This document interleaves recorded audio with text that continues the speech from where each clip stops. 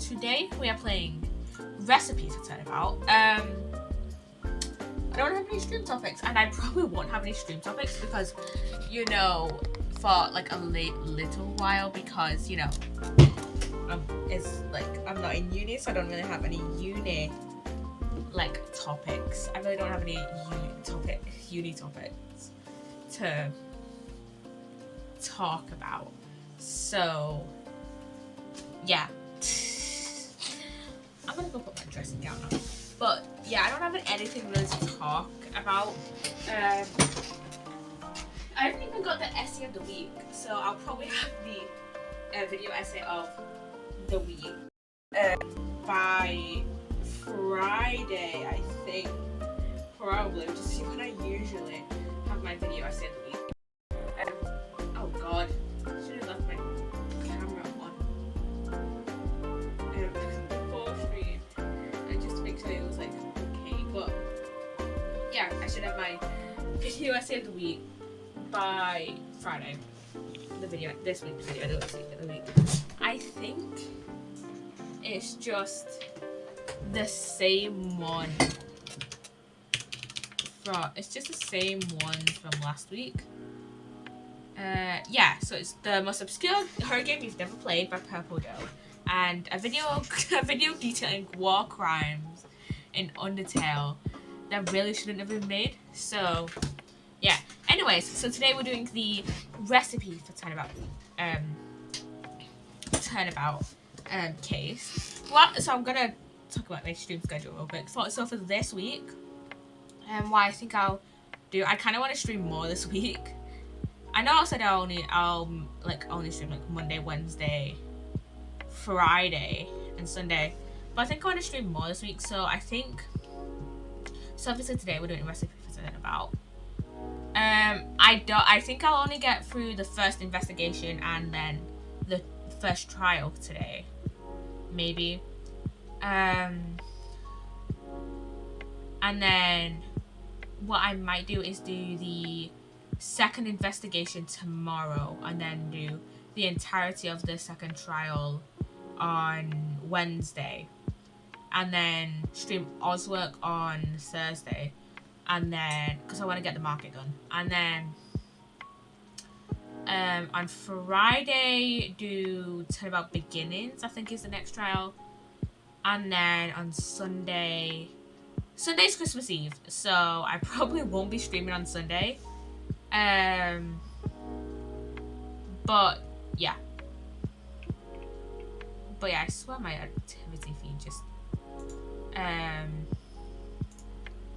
changed, but yeah. I do need to send my Twitch link into the stream Discord real quick.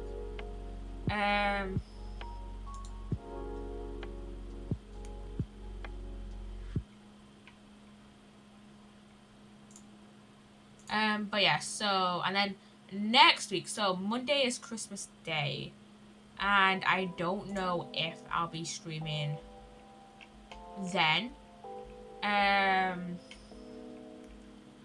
So the next stream will probably be next Wednesday, which will be the one we're starting the next Ace Attorney case. Which will be like the next Ace Attorney case, like the last one of Trials and Tribulations.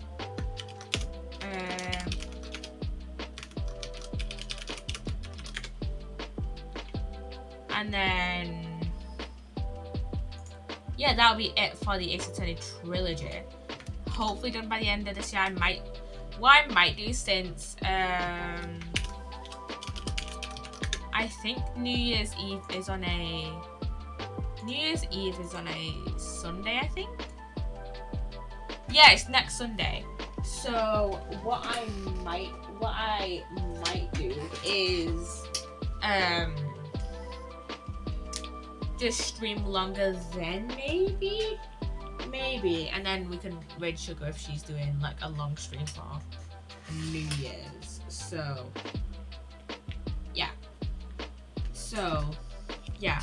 let me check actually. So the last case in Trials and Tribulations, I do not remember. So So I'll look it up now. Because I know the last case is like quite a long case. So yeah, so we have, after Recipe for Turnabout, we have Turnabout Beginnings. And then, what do we have after that?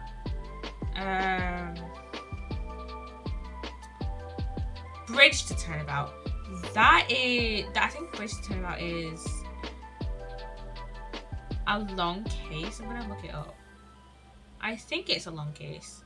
Yeah, it's a long case. So Bridge to Turnabout has like 8 parts. It split the first investigation into 2 parts.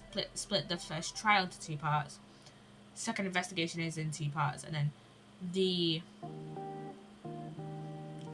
second trial is in 3 parts. So I know it's in 9 parts. Is it? 1, 2, 3, 4, 5, 6, 7, 8, 9. Yeah, it's in 9 parts. So what I might do is, so next week, I'm not sure if I want to start Bridge to Turnabout on Sunday or not. Oh wait, Sunday's Christmas Eve. I probably won't be live on Sunday. Unless I want to go live earlier. I mean, it depends if I want to. Because the thing is, I'll probably be staying at my mum's Christmas Eve, so I might be staying at my dad's on Saturday. So what I might do is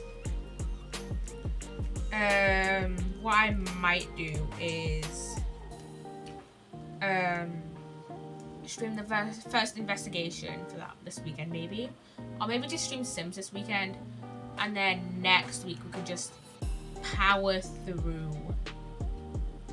We can just try and power through Bridge to Turnabout. So Wednesday will be first investigation, and then first trial will probably be on Wednesday. First invest. If I can't stream this weekend, or if I stream Sims this weekend, what I'll do is on let me think. On Tuesday, I might be streaming on Tuesday actually. What I might do is first investigation on Tuesday, and then first trial on Wednesday, and then first investigation on and then second investigation on Friday, and then the trial on Sunday. Is that right? Tuesday. Yeah, and then, but if I if I don't stream on Tuesday or Thursday, or what I might do if I don't stream on Tuesday or Thursday, is do the investigation on Wednesday. Again, I don't know what if I am streaming on Christmas, because it is a Monday. So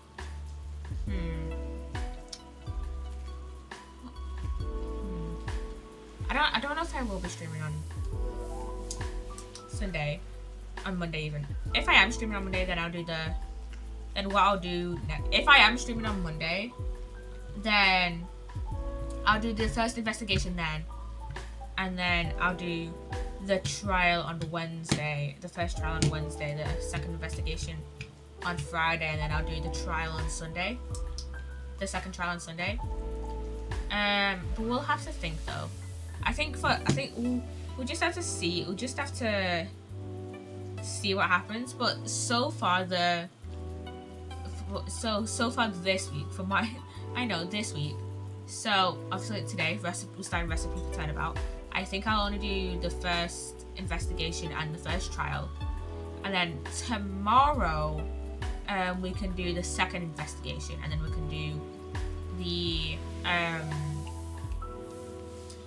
do the second trial on Wednesday, and then Thursday Oslo, and then Friday we can do Turnabout Beginnings, because Turnabout Beginnings is like just a trial.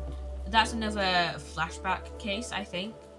Yeah, it's another flashback case. I think Turnabout Beginnings is where we see Mia and Edward's first trial. So yeah. So yeah, that should be fun. We get a little bit more lore. But yeah, and then if I am streaming, I don't know if I'm going to be streaming this weekend. So yeah. If also if I'm not too tired, I might stream the second investigation as well tonight, and then just stream like Sims tomorrow.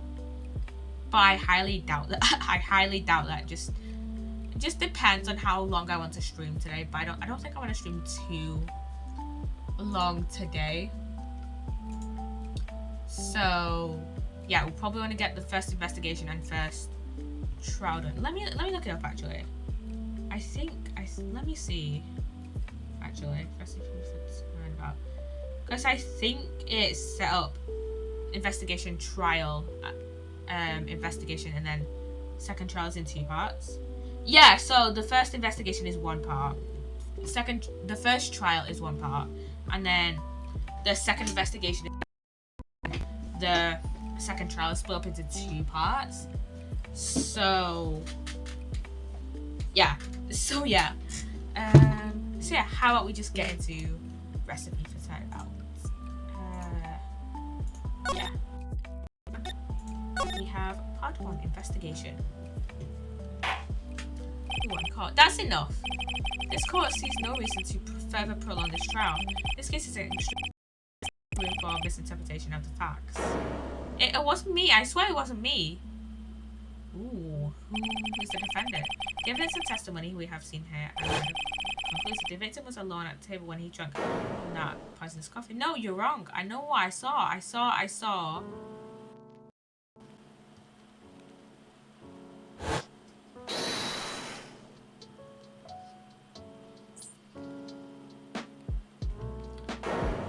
someone else there. A man. He's the real killer. Ooh. Some spiky hair, dude. This is just that meme, isn't it? That's just the meme, isn't it? If you know, you know. Why won't anyone believe me?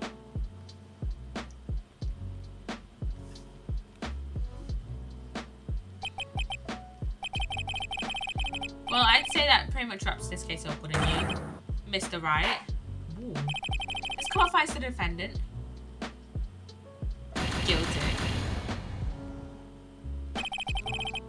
This court is adjourned.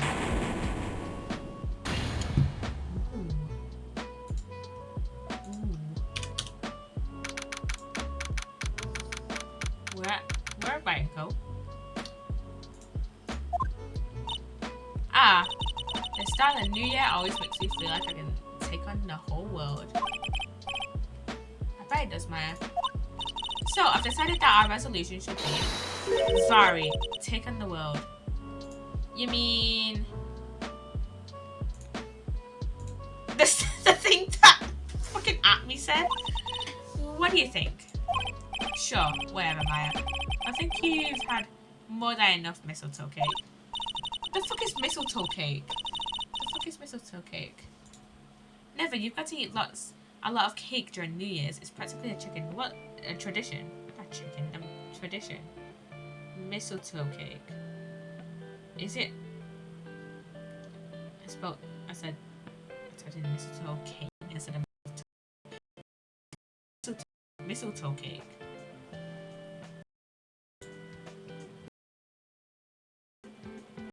Kiss with mistletoe cake.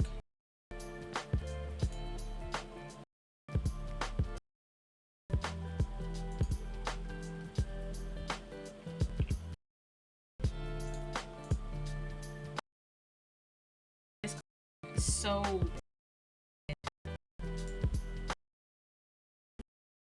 tempted to maybe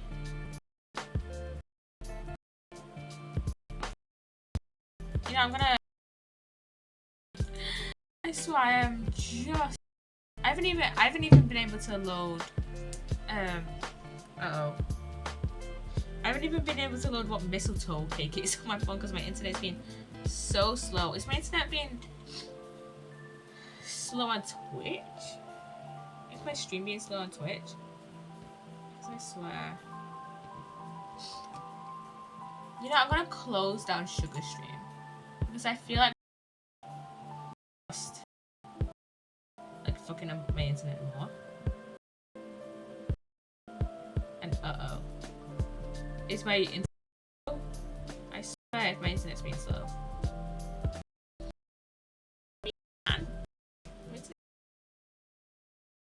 I'll reload my internet. I shall be.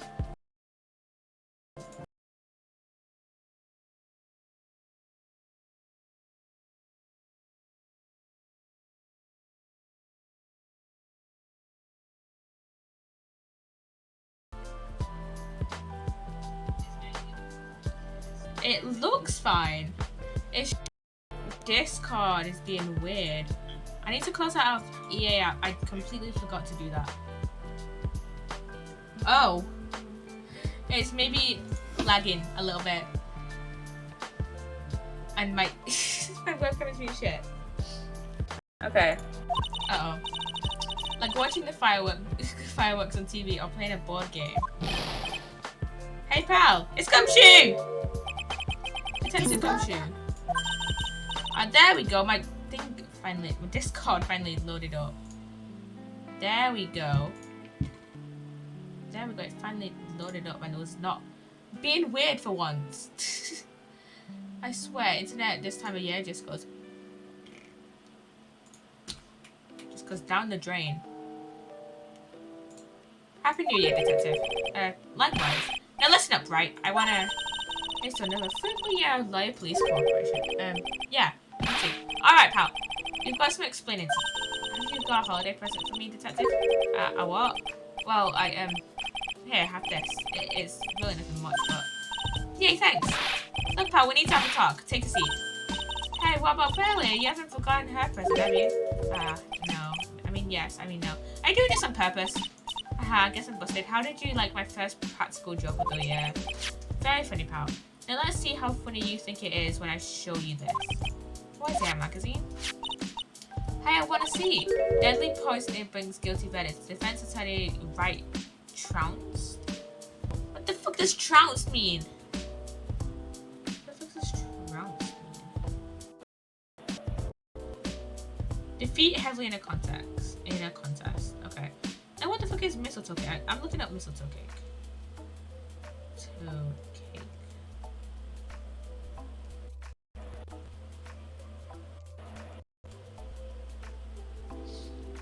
It's just bringing up like very vaguely received cakes. And why is my webcam being shit? Trounce? Let me see that. I'm a childish amateur performance yesterday. What the heck is this? It's a report, pal, about you. Listen to this, Mr. Wright must be responsible for the ruling in this case. Well, and don't tell me you don't remember anything about it. I don't remember anything about it. What was that issue from anyway? Last year, which I guess makes it last month. Makes it old news, you mean? I was involved in a poisoning case in December. Oh god, why is my webcam? What do you think this is all about, Nick? If it wasn't you, pal, then that's only one possibility. No way. You don't mean a phony, Nick? This must be Gumshoe's idea of a joke. Guess he's starting off the year with do. So what are you gonna do about it?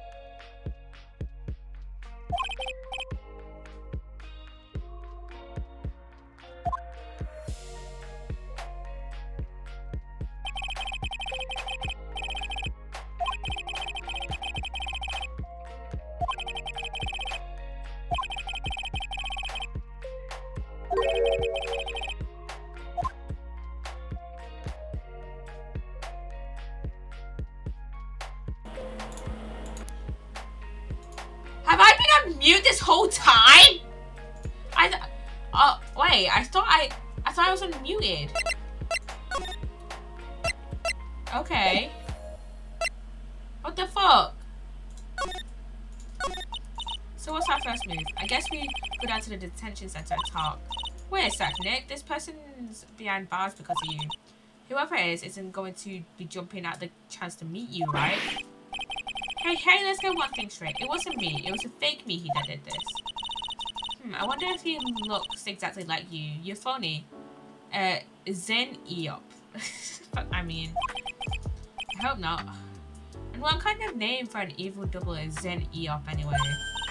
Ah, Nick, I got it. If you're going to ask if I've got a twin brother, the answer is no. Spiral Spot. Did you notice Gumshoe was acting weirder than usual, or was it just me? What do you mean? I mean, he was really worked up. Like a guy who's just found out he's going to be a dad or something. Yeah, I guess he was acting kind of strange. Maybe he realized he's got strong feelings for you, Nick. Considering how we interact, I seriously doubt that, Maya. Well, if he wasn't nervous because of you, then maybe it's because of our new guilty client? Maybe. Let's go to the criminal affairs department first. Then we'll go to the detention center to see who our new client is. It's been ages since we came down to the precinct, Nick.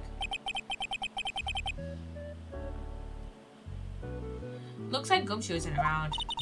He's got it easy leaving everyone else to do the work. No, he's out there somewhere. I bet he's on the courthouse.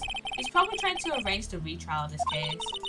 Guess that means we should go to the detention center and chat with our killer. After being convicted without a fair trial, I'm not sure killer is the right label. Okay, the detention center. This is so nerve-wracking. Waiting to meet our new client. I wonder just what kind of person you tricked and got found guilty. Keep it down, Maya. That kind of talk could ruin me. Ah! It's Maggie! How could you, Mr. Wright? How could you do this to me? They put me in solitary. I haven't been able to stop crying. Yes, I am. I'm totally and utterly let down. You said you don't moan me. It's me, Maggie, remember? Maggie Bird. Maggie Bird. Ah! Yeah! It's Maggie! Maggie Bird. She's the police woman I defended that one time. She was accused of murdering her lover. He was a cop too. What are you doing here? Didn't I get you a quick... Oh, sure, very funny. After that fifth-rate defense job, you come in here and start making jokes? Hurry up and tell her what happened, Nick. About the impersonator. Oh, I see. So that's where we stand right now. I'm sorry you've been caught up in another murder. My whole life has been nothing but a whirlwind of bad luck and failures. I vaguely remember her saying the exact same thing last time. But I don't mind. What's one more disaster in my life? At least now the real Mr. Right is here with me. I won't let the world keep me down, sir. So, how come you dress like that, Maggie? Last year you looked so sharp in that police uniform. I was fired after that incident last year. Oh, I'm sorry. It's okay, I don't mind it one bit.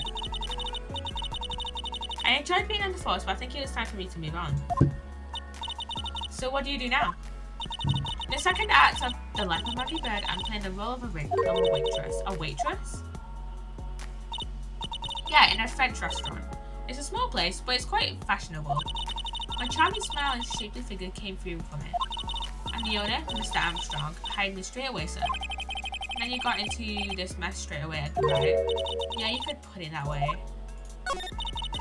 This whole mess started on the 3rd of last month, and it happened at Très Bien. Yeah, it's a restaurant where good service and a friendly smile are always included. Oh. There were 2 men at the table, both drinking coffee. And then...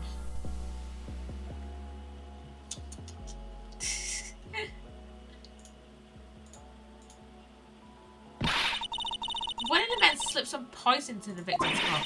The victim took just one sip and was gasping for air. I was so shocked I passed out. Hey, hold on there, Maggie. What? You keep calling the guy the victim. Didn't you know the guy who was killed? Not at all. I've never even seen the guy before. Oh. So she wouldn't have had a motive to killing them then, I guess. And the other man, the killer, you saw him, right? Of course, a good waitress must be attentive to the clientele. So you saw the killer, but you were found guilty of the crime anyway? How come? You tell me, Mr. Wright. Guess the answer to my question is my phone. Anyway, she saw the killer. Better see if I can get a description of the guy. So, if you saw the murderer, why were you still convicted? Because no one else saw. So what? The other man, the one who put the poison in the victim's coffee. Everyone testified that way. Mr. Armstrong, the customer, everyone. The victim was sitting alone at his table the whole time. But how is that possible? I don't know. Nobody, not a one person would believe me, sir. Even Phoenix Wright, my one last hope for a fair trial, failed me. What pathetic defense. My granny could have done a better job. Look, that wasn't me, okay? And then they found something a bit incriminating in my apron pocket. What? A small bottle of poison. What? Poison? It was in your pocket? Well, I passed out when the victim collapsed. The killer must have slipped the poison into my pocket when I was unconscious. And no one else saw this other guy? No, sir. That's what everyone said, but I don't see how they could have missed him. I was the one who took the coffee to the two men. Oh? And what was your impression of them? Well, when I first saw them, I kind of thought they might be in the music industry. In music? How come? Well, one of them had some sort of earpiece and an emo musician's look about him. And there's a sample CD on the table, sir. An earpiece and a sample CD, huh? Did you get a look at the CD at all? It had a band's name right on it.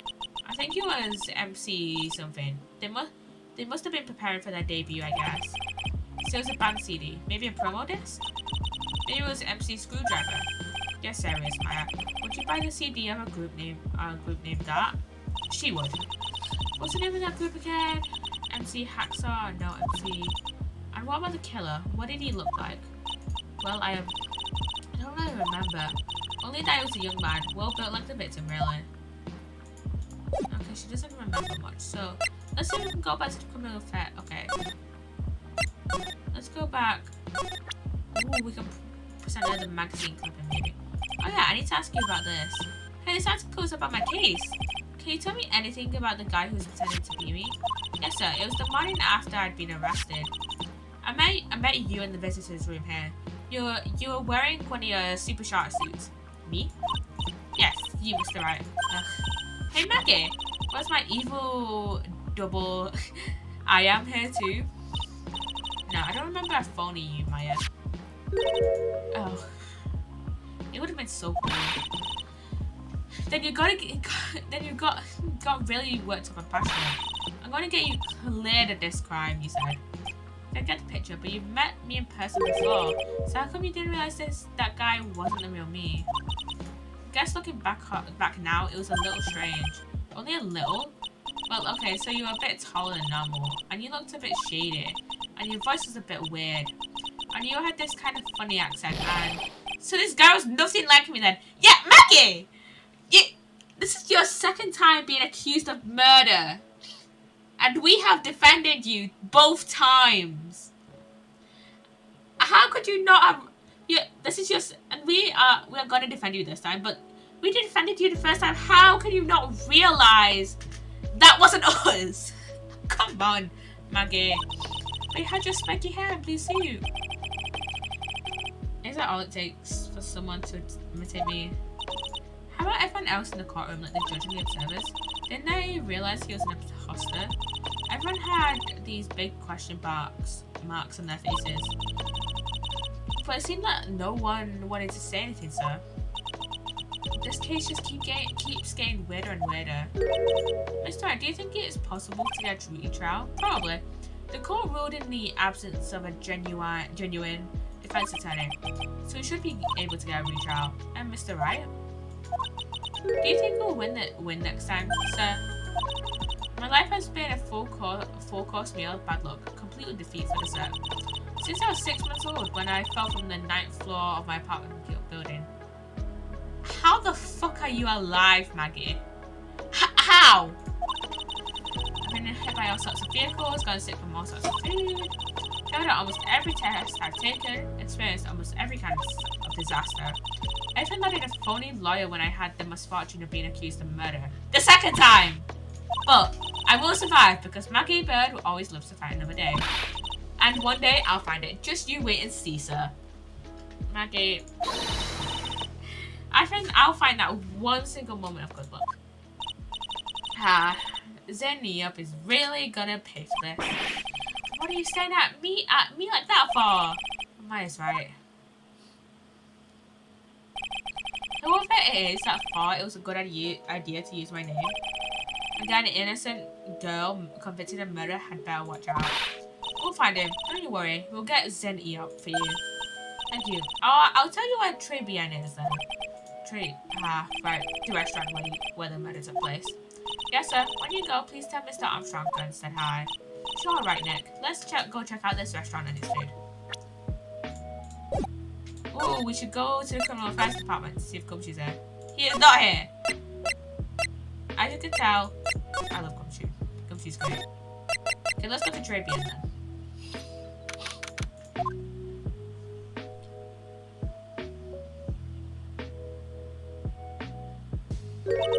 Wow, look at this place. Look, more like smell. What is the suffocating scent of flowers here? Then again, girls like that kind of thing, right? Actually, I'm not all that into it. No one's coming to see us. Maybe there's no one here. Don't be so silly, Maya. This is a restaurant and it's open for business.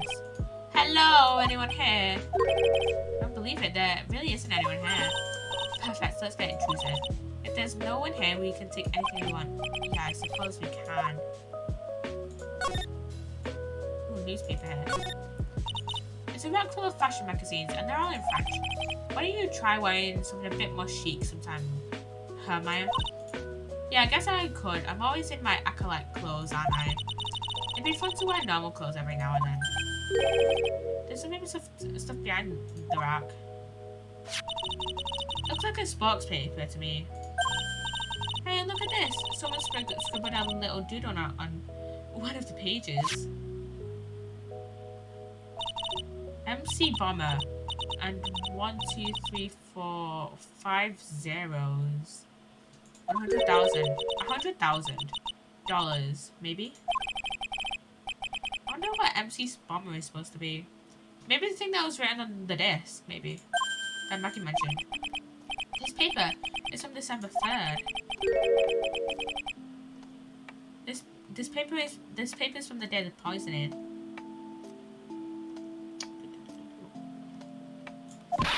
What?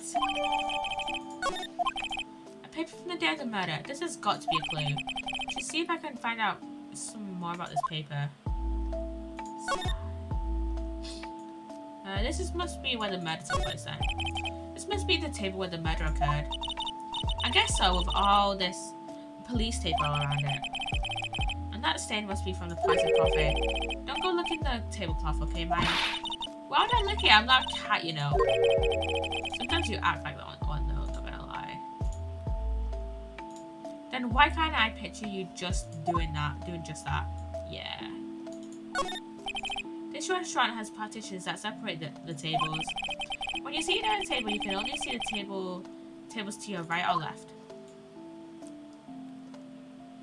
Hello, Funky Soda Pop. Hello. Welcome on in. Welcome on in. Hello, Funky. Hello.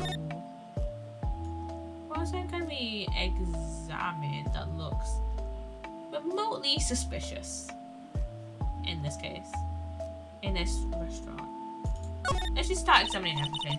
Looks like, look, it's one of those magical boxes that spit out money. You know, you're the only person who would ever describe a cash register in that way. Maya would be the only person to describe a cash register in that way. Also, welcome back, Funky. I haven't seen you in a while, actually. I love Ace Attorney. I've played 4 of the other 8 games. Oh my god, I also love Ace Attorney.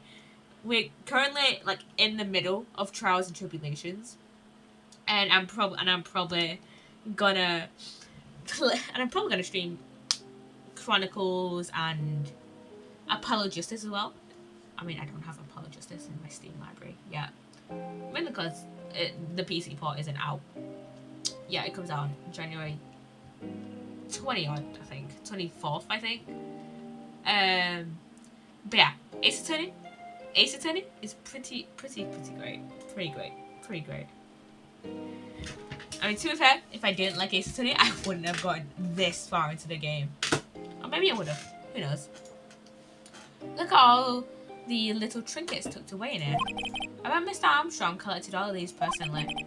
Let's see, a bouquet of flowers, some potpourri, and look, fine bone china cups. I never knew you were so cultured. Apologies, this is really good, 100% recommend. I'm probably gonna play. I'm most definitely probably gonna play it. Cause the thing is, I really want to know like what all like the hype is about, and I want to like kind of.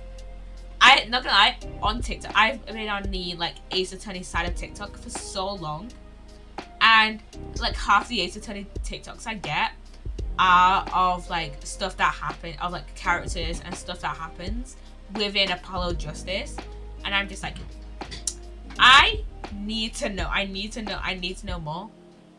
So yeah, I'm probably gonna end up playing Apollo Justice. I think Apollo Justice, I'm going to be going into it mostly blind because I don't know a whole much about it. I know like a few of the characters' names of Apollo Justice, you know, Apollo Justice, Athena, Emma, etc. But I don't know many of the like prosecutors or anything. I think the only other like lawyer character I know the name of is Blackwell, I think. But yeah, I'm really excited to actually start Chronicles and Apollo Justice. Chronicles, that is the game I'm going to be going into the most blind though, because I don't know anything about that game. The only thing I know about Chronicles is that there's a character called Herlock Sholmes. That's it. That's the only thing I know of Chronicles. So that's gonna be fun. And I think Apollo Justice is gonna be like, I think both games, both for the, you know, Apollo Justice trilogy and Chronicles is gonna be amazing. Come on, Maya, this is common knowledge. Any Joe Schmo knows that this much. Okay, let's see. What else? It's the restaurant's front entrance. There's a sign hanging on the door written in French. It probably says open or close. It must be one or the other, but I don't know which since I don't know jacks about French.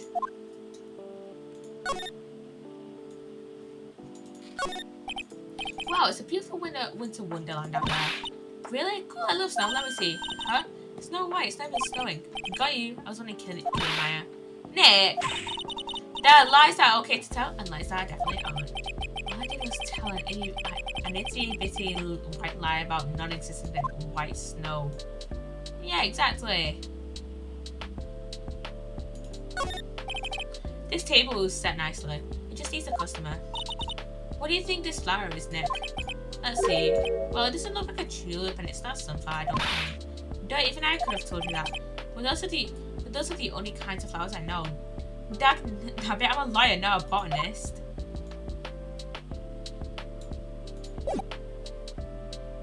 What else is there to examine in here?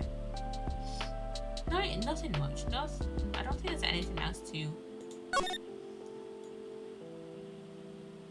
Oh, this again. It's a rack full of fashion magazines and all in French. Why don't you try wearing something a bit more chic sometimes, Maya?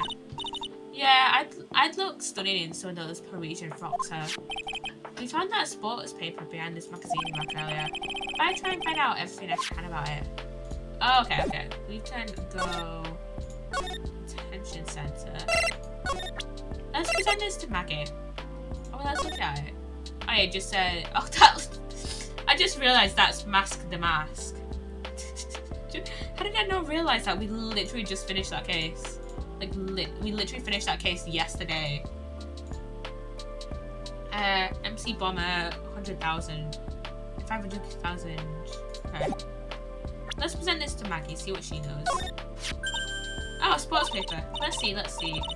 Did Guts and Braun manage to defeat Actually, it's Mask Star Demasked. Oh, I'm so sorry. I'm so sorry. It's Mask Star Demasked. Did Guts and Braun manage to defeat his heavyweight title? Sorry, Maggie. That paper is actually a month old. It's from the day of the murder. And Gutson got knocked out yesterday, I'm afraid. Oh no. I found this paper in the magazine rack at Très Bien. Really? That's strange. Très Bien doesn't get newspapers. Mr. Armstrong says he's not really fond of them. Then maybe one of the customers left it behind? Anyway, what I want you to take a look at is this scribble here. Ah, that's it, sir. MC Bomber. That was the name that was written on the CD. Just as I thought. I guess it wasn't MC Screwdriver after all, huh? So that $100,000 must be a down payment for a record deal, right? If someone gave me $100,000, I'd sing for sure. The Master of Terrain, or even the Spirit Song, or even Maya's theme. Okay, Maya. So if the sample CD was on the victim's table, that means this newspaper may have belonged to the victim. You're right, so the victim left this behind on the day of the murder. I think we better step up the investigation, don't you, Nick? Okay. Is Gumshoe here? No. Okay. Back to Très Bien we go. Back to Très Bien we go. Oh la la, bonjour. Welcome to La Très Bien. Oh, hello. What happened to Maya? She's frozen stiff. His eyes creep me out the most. Beyond venue. Welcome to my... I'm going to be absolutely butchering French, aren't I? I've just realised that. I am going to be absolutely butchering French this entire case. Yeah, not fun. No, not fun at all. Welcome to my petite restaurant. B Avenue. Oh no, my petite tulip. Me? Look at his face. Like a kitten rejected by its own mother. You are fatigued, none. Alas, you need this. An aromatic bathfire melange of La Neroli and La Rose. My personal recommendation. I think I need what? We just add a couple of drops of this mixture to the bath water and voila. It will soothe your body and your mind. It's simply fantastic. Really? And Fraulein Mansour? What, me? Look at that face, like the puppy rejected by life itself. You have teeth, no? For you, Mansour, I reckon this. I owe a bergamot. And maybe an in of wee. I love peppermint. And la Calari sage with fragrance exceptional. Such an invigorating recipe will bring out your delicious beauty, Mansour. My beauty? Alas, if you will be seated, I will bring you the special menu up today. Actually, we're not here to eat. We're liars. My bien monsieur. I know this already, monsieur. You are Phoenix, right now? Yes, you know me. My wee. I never forget a man who flirts with me, especially in court. I guess he was cross-examined by a mysterious Zin. It looks like everyone to do with this case knows who I am already. Yep. I feel like he unironically says you who. Oh, he definitely does. Oh, he definitely does, and I love him for that. I love him for that. I wonder what sort of impression Zin Eop's been leaving on people, don't you? Allow me to introduce myself to you again. I am Jean Armstrong, Enchante. So what does Très Bien mean? I know tres. Trade, that means free, right? In Spanish, not French. No. Très Bien is Francois. In English, you would say very good. Oh, very good. Oui, exactement. La atmosphere is Très Bien and la cuisine is Très Bien. If the food's so good, why aren't there any customers in here? Probably because of the fucking murder that happened here. La cuisine is not for all. Some people say do not appreciate la hot cuisine. Everyone likes hot cuisine. Since I have lost Maggie, I do not have enough aunts. So you run this place on your own now? Oui, for the moment. No one has answered my advertisement. Oh, poor moi. Please don't eyeball me while you say that. I am the chef. I am the manager. I'm also a trained aromatherapist. Aromatic what? A practitioner de aromatherapy. The art of soothing lasso with the delicate floral aromas. Delicate? That the smell coming from that bottle earlier was anything but. So could you tell me what you know about the incident? Yeah, it makes me sad to remember it. Yeah, I remember it so well. More than a month has passed since it happened. Yeah, I guess it's been about a month since Maggie's sentencing. So it was the 3rd of last month, just after the one in the afternoon. A man who was in here for our coffee suddenly became ill because of the poison in his coffee. That is the truth, as I know it. It was Maggie who took his drink to him. I was in my kitchen. I heard the sound of someone collapsing. When I came out to see what it was, he was already slumped in his chair. He was dead. Mon Dieu, oui, he was dead. Maggie had passed out also. And this man who died, was he alone? Oui, bonsoir. All alone. I know that Maggie said it was someone else, but I see. The police, they asked me many times, are you sure there was no one else at the table? They asked. But I am not the only one. The old man said the same thing. Old man? Who old man? So who's this old man that you mentioned? At the time of the murder, there's another customer in it. What was someone else though? My wee. As usual, he came alone that day. At the time of the murder, he was there. He saw it too. But he said the same thing. That there was no one else at the table. Maggie swears there were 2 people. My mud was out. The lawyer, he could not prove this, none.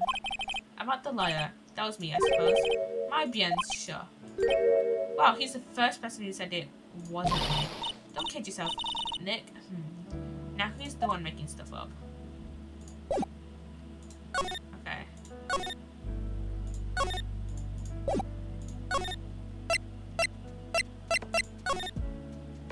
I guess we have to show him stuff then. I thought Goji would have really been at the thing. Took French for 8 years and still don't know how to do a French accent. Not gonna lie, neither do I. neither do I. To be fair, I haven't taken any French. But still, like. All I know is a very stereotypical one. I know I lie myself, I do not wish to speak out of turn, but your defense in court that day was a little, how you say, lacking, perhaps? You know, even a Frenchman who cannot speak any English could have done a better job. You were very cool, though. Oh, oui, so handsome. But I wonder just how bad the defense could have been. Every time you opened your mouth, Zio courthouse stirred. Oh man, that is something I don't even imagine. We found this sports paper in the magazine rack here. One of my customers must have left it behind. Do you have any idea which customer it was? It's the only idea I have. Mademoiselle, I saved for my kitchen. The embodiment of gay or European? Yeah! Oh my god, yes! Absolutely. Okay. Show my tennis badge. Please, Mademoiselle, there's no need to show me that. You are one. Phoenix, right, is the worst defense attorney in town. I think you can imagine how you found this completely wrong impression of me. And the last time we met, did I show you this as badge? You flashed it to everyone in the restaurant. Looks like Zin Eop is a bigger fan of flashing stuff than you are, Nick. Yep. Okay. Let's see.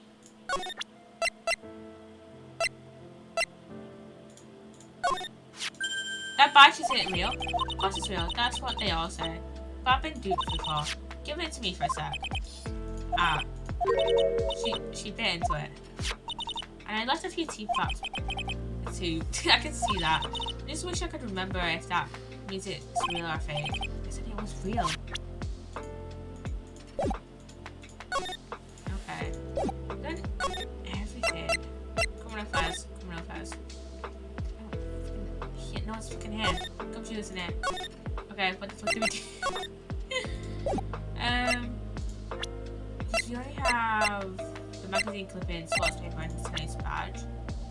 So far for the profiles, we have Maya, Mia, Godot, Gumshoe, Maggie, and Armstrong.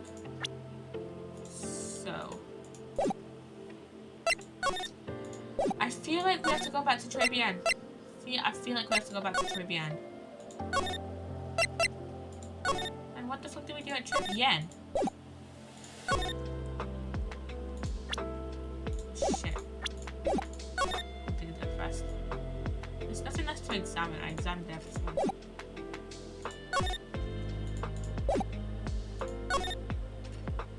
Okay, what the fuck do we do? This is what I do every time I stuck. I just look up a cheat guide, basically.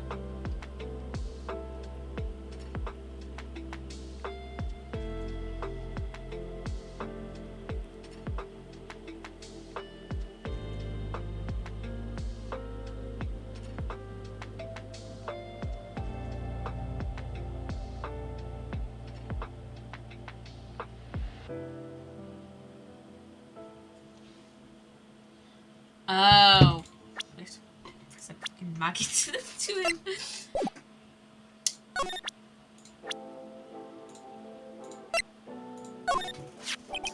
Maggie was a policewoman once. Yes, pa. That's cheating. If it works, it works. Yeah, exactly. Exactly. Yes, but she had to quit for reasons beyond her control. Oui. She was less suspecting the murder investigation on. Oh, you know about that? That is why I gave to her La Perfume for La Happiness Perfume. We learned it from Bergamot, like I have given to you before, but she's been arrested again and found guilty this time. This is true. A natural aroma of unhappiness must have been very strong. Just admit it, your perfume does not work. I'm not surprised she was La Prime Suspect. Also, I've used cheat guides multiple times when I have been stumped on Ace Attorney cases. Because sometimes the thing we have to do is just either I'm being a dumbass, or the things we have to do are just illogical. After something like that took place before my very eyes. Something like what? What's this guy talking about? Does this mean Maggie did have a motive? Real, yes. We've got to ask this guy for more info. Start. When Maggie took the coffee over to the victim, did anything happen? Yeah, I suppose you could say so. So what happened? None. It was nothing. Look, Maggie says she didn't even know the guy, but she's still been indicted for murder. The prosecution must have come up with some kind of murder motive. How does this game expect you to be able to read French, but I can't even read English, which is my first language? Oui, it is true. If there was anything at all between Maggie and the victim, it could be relevant. So please, tell us anything you know. Oh. Psych logs? This early on? No way, what are we gonna do now? Just to remove, what's wrong? The Makatama is gone. Huh? I had in my pocket, but it's vanished into thin air. What? Oh shit, we don't have the Makatama! I could see the psych logs. That means the Makatama's nearby? Mr. Armstrong, could I just confirm something with you again? Tell me where the victim was sitting. Was anyone sitting there? This is a question you will have to ask yourself. Him. The old man spends all of his time at the park.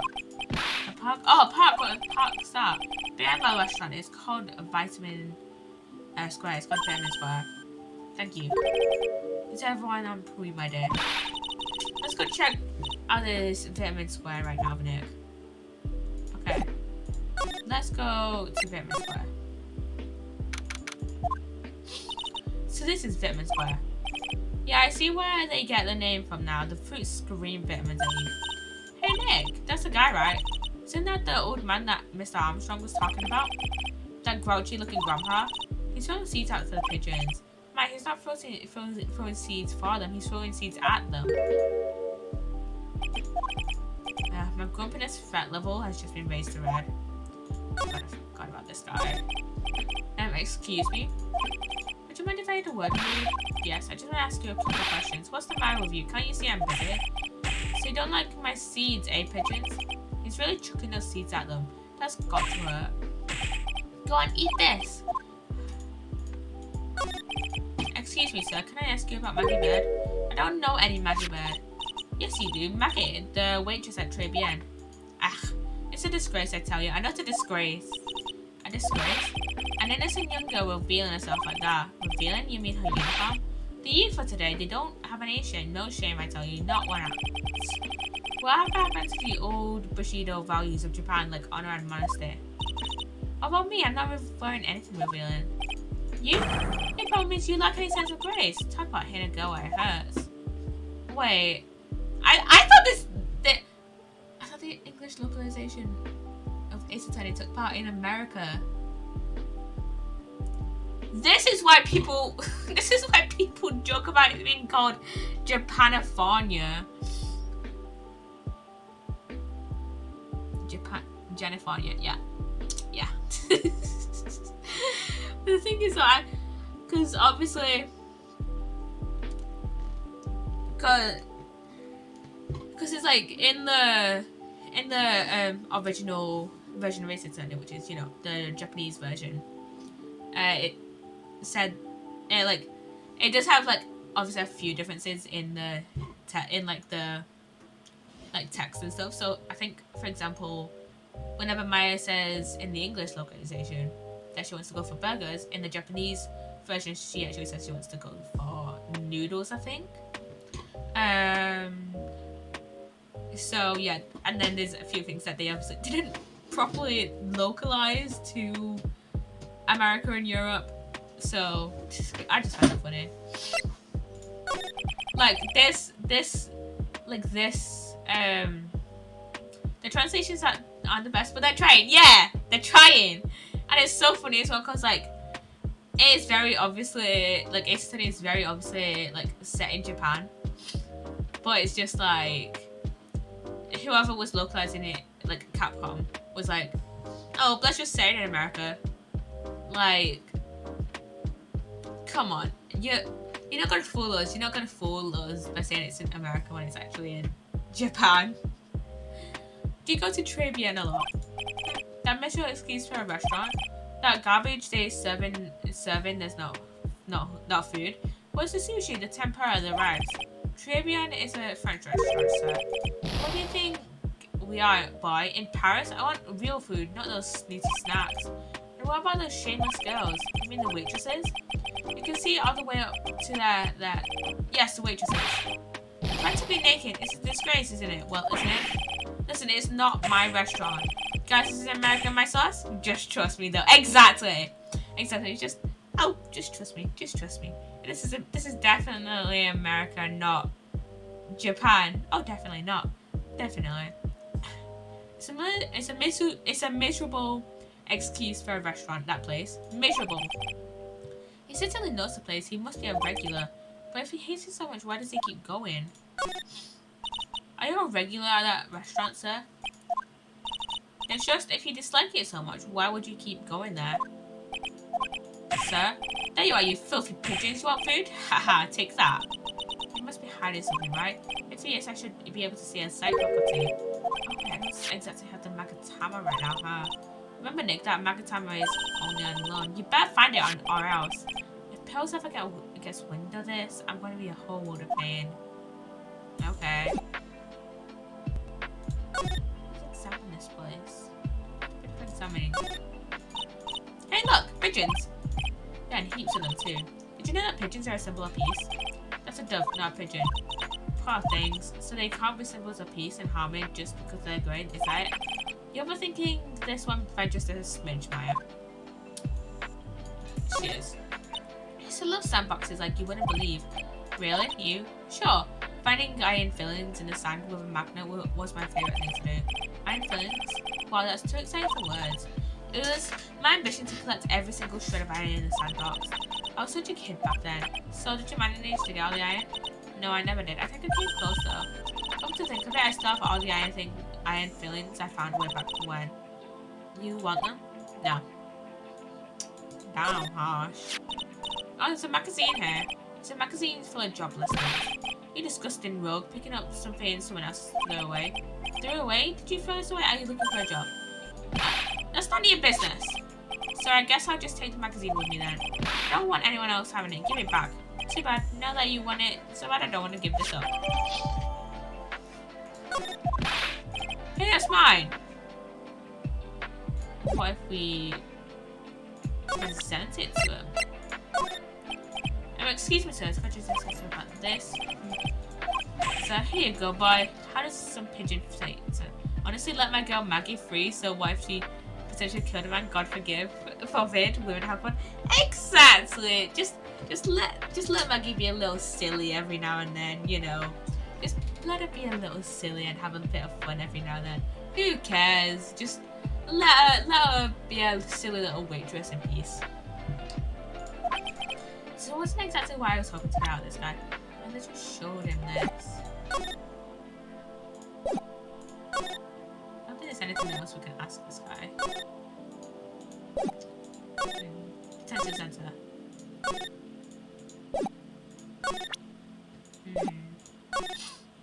Criminal offense. No, it's not criminal offense. So.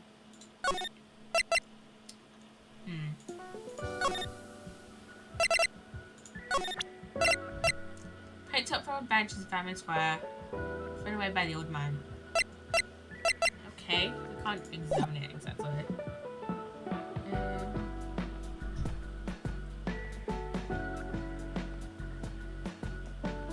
I just put my phone on charge actually.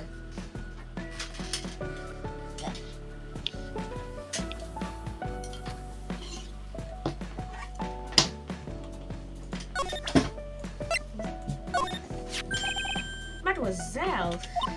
Yes? Are you looking for a job? What? No, I was just... Let me see, your style's different, but you have a good face. Different? Felicitations, you have passed. I will hire you. Jen, come with me. I'll teach you everything I know. Nick, help! I don't know whether to laugh or feel bad for Maya. Maybe I should do both? Maybe.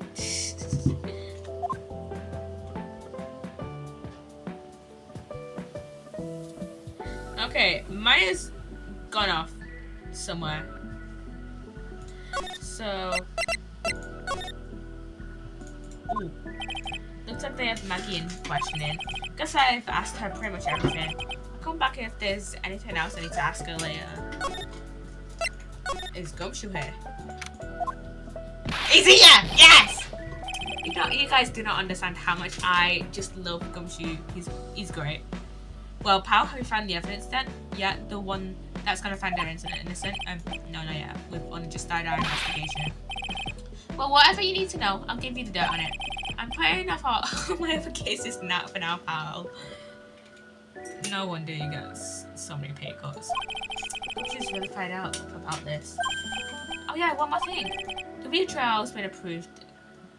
Court saying at 10 AM tomorrow. And Godot's gonna be the prosecutor. Oh, him. Now listen up, pal. If Maggie's found guilty again, yeah, I'll make sure you get locked up good for it. Got it? So the guilty party was Maggie Birdher.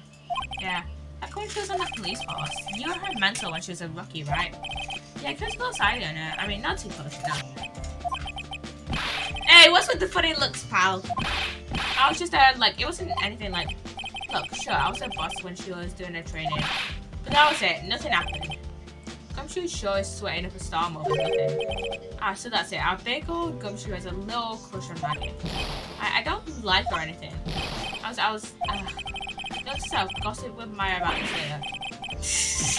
Look, pal, don't tell anyone, okay? You've got to keep it a secret. Got it?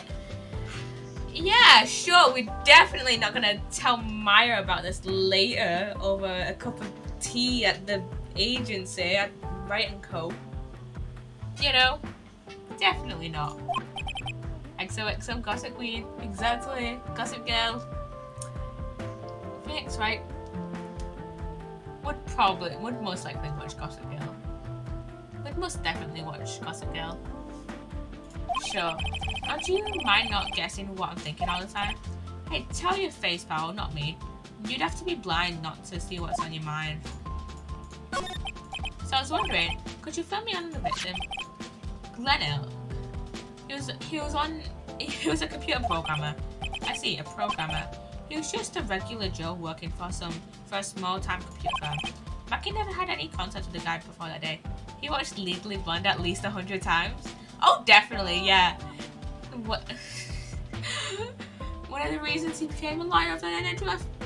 Because of Elle Woods. Elle Woods and Phoenix Wright. Girl bosses.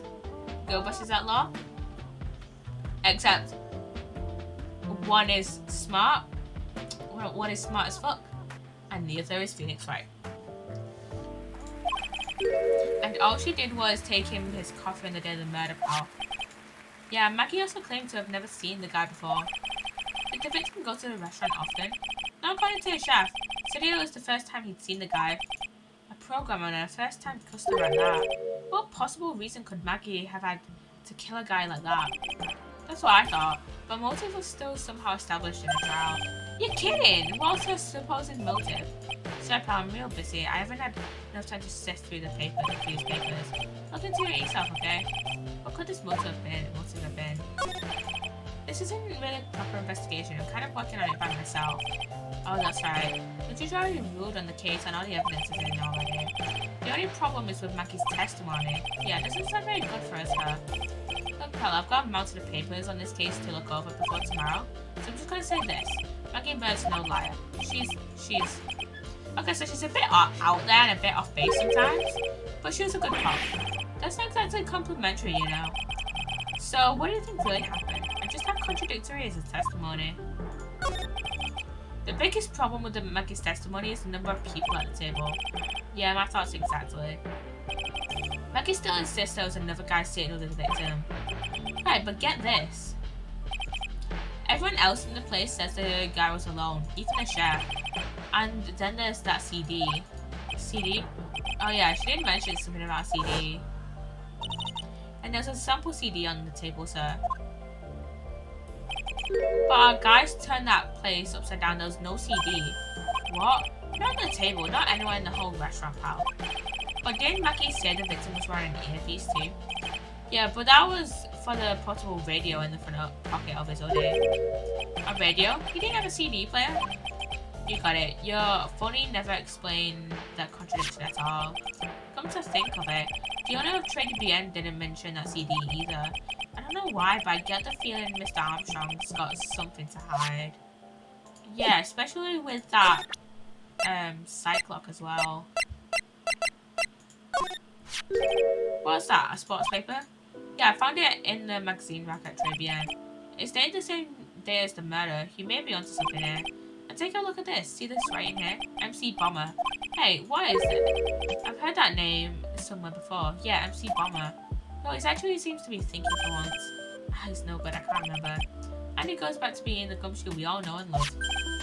Hey pal, I'm gonna borrow this paper for a bit, okay? I wanna get a handwriting analysis done in this little scribble. Handwriting, huh? It'd be good to know more about that in any case. Thanks pal, I bet this will turn out to be an interesting clue. I wasn't at the trial myself, but I asked this one detective I know how your defense was. What did he say? He started off by saying I'm a complete loss for words, but he must have found some quick because he went on about how bad you were for an hour. But he said you suck so much, it seemed like you were trying to get Maggie found guilty. And it looked like I was trying to get Maggie found guilty. I'm writing it down on my whiteboard.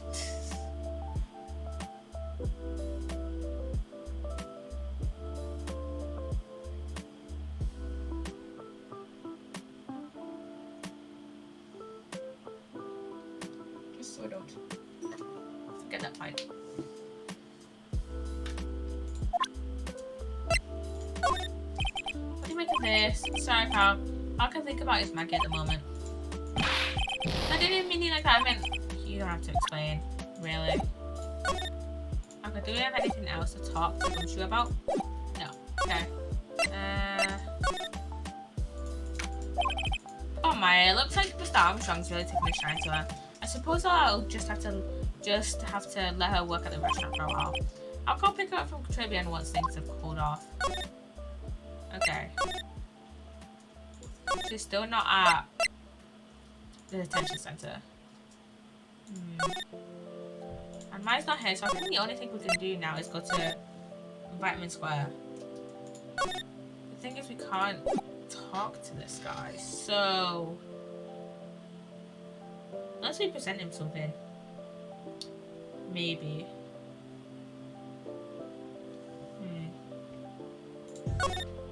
Wait, I have to talk to Coach again. Let's see.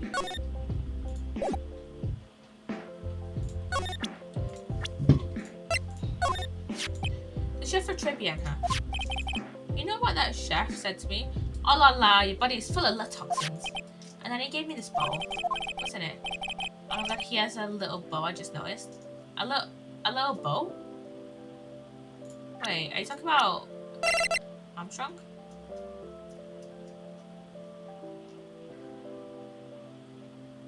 Like a bow tie? I'm confused. Oh wait, are you talking about Maggie maybe and her bow? It's cute, isn't it? I don't know, the label says juniper. I'm under orders to pour a few drops of it in my bath every day. The guy in the fruit place? Oh! This guy, Jean Armstrong. What? I didn't actually notice that he had a bow on. We can look at it in a minute. We can look at it when we get there. Yeah, you know there's something about that lady, guy. He can't stop thinking about it.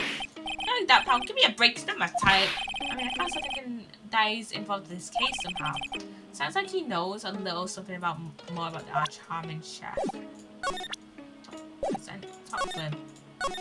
So what exactly is that caught your attention about the chef at Tribune? It's kind of hard to say. The guy's probably not even connected with the case anyway. Hey, come on, detective. Didn't you say you'd give me the dirt on anything?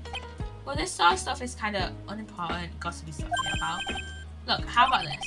You go to Tribune and investigate the place yourself. And if you find anything anything suspicious about the guy, you report back to me, okay? Don't suppose I dare try some this up. So better find out more about the chef in Tribune, then report back to Gumshoe. Okay, I guess we're going back to Tribune. Tribune.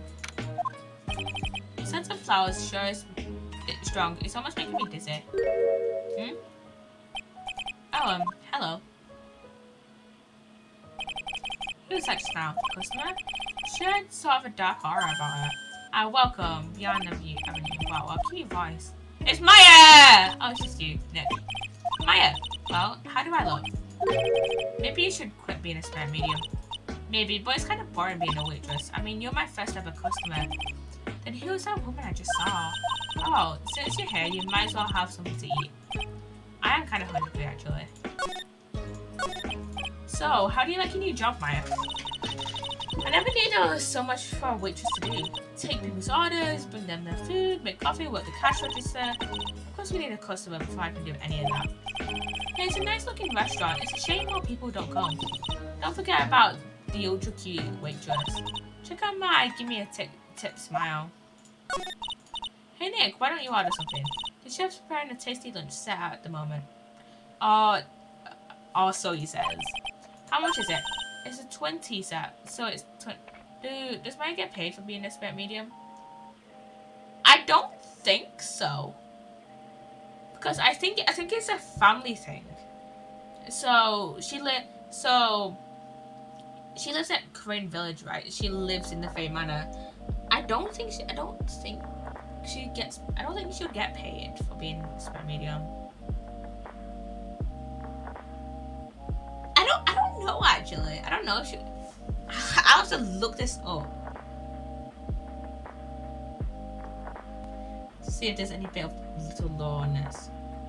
Okay, spirit mediums get paid.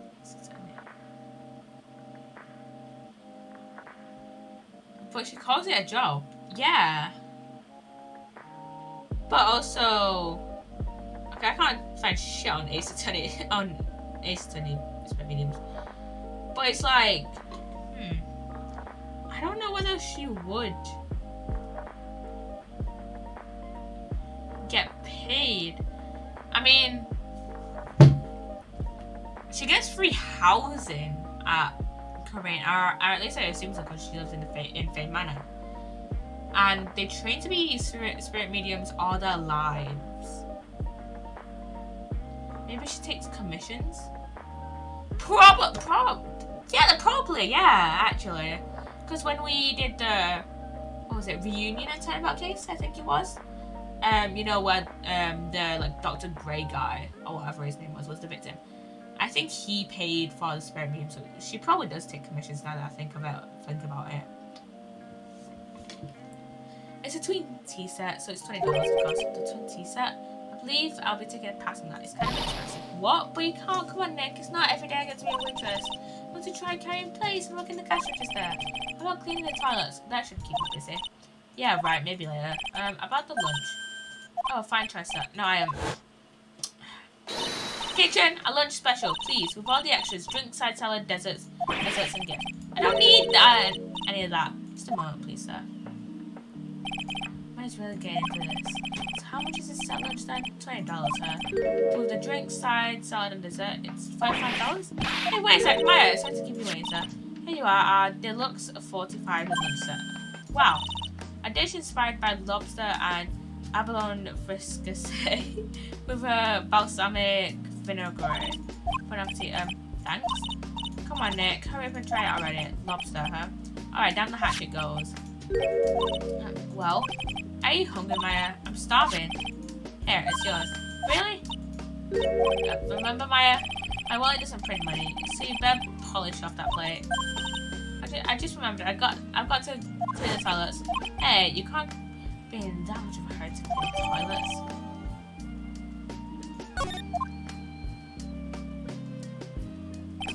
How does that guy manage to make good food taste so bad? Hey Nick, you want to take a peek at the kitchen? The kitchen, huh? Not a bad idea. Now what was it that Maggie said again? In the kitchen, you'll get to see all of the chef's greatest secrets in the kitchen. That sounds tasty. Hey, wait up, Maya. What is it? I'm pretty busy now. When are you going to show me around? Because my plan to find some cool clue and show it off to your face. If I conduct a search in the kitchen myself. Yeah. And here it is, the famous Trivia Kitchen. It's my first time in here, actually. There's a weird atmosphere in here, that's for sure. Mr. Armstrong will be back soon, so we better search quickly. Chop chop. Examine. What's this? It looks like a treasure chest or something. Wow, look at all these little bottles. Oh, the aromatherapy oils. He's got so many that overflow all over the floor. Let's see, 1, 2, 3, 98, 99, 100. It's all the same too. Hey, wait a minute, what is it? There's one bottle that's different from all the others. But what do you know? And it doesn't have a label there either, and it doesn't smell. So what's that liquid inside it then? I wonder. Hey Nick, we should borrow this. I mean, look how many bottles he's got. He won't miss one, will he?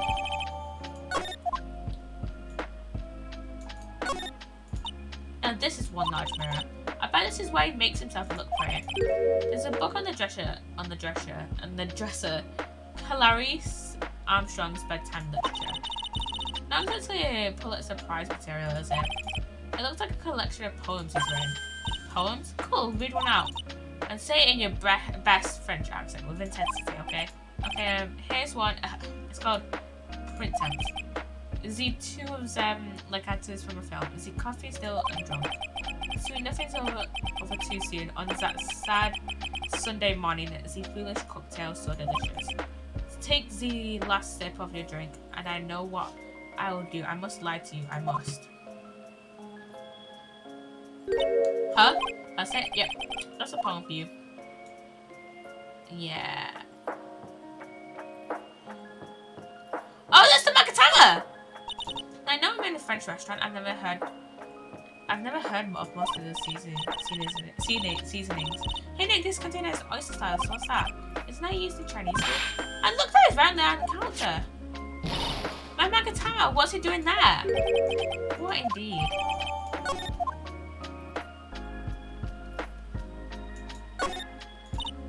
That smells good. Something's bubbling right away nicely in that pot.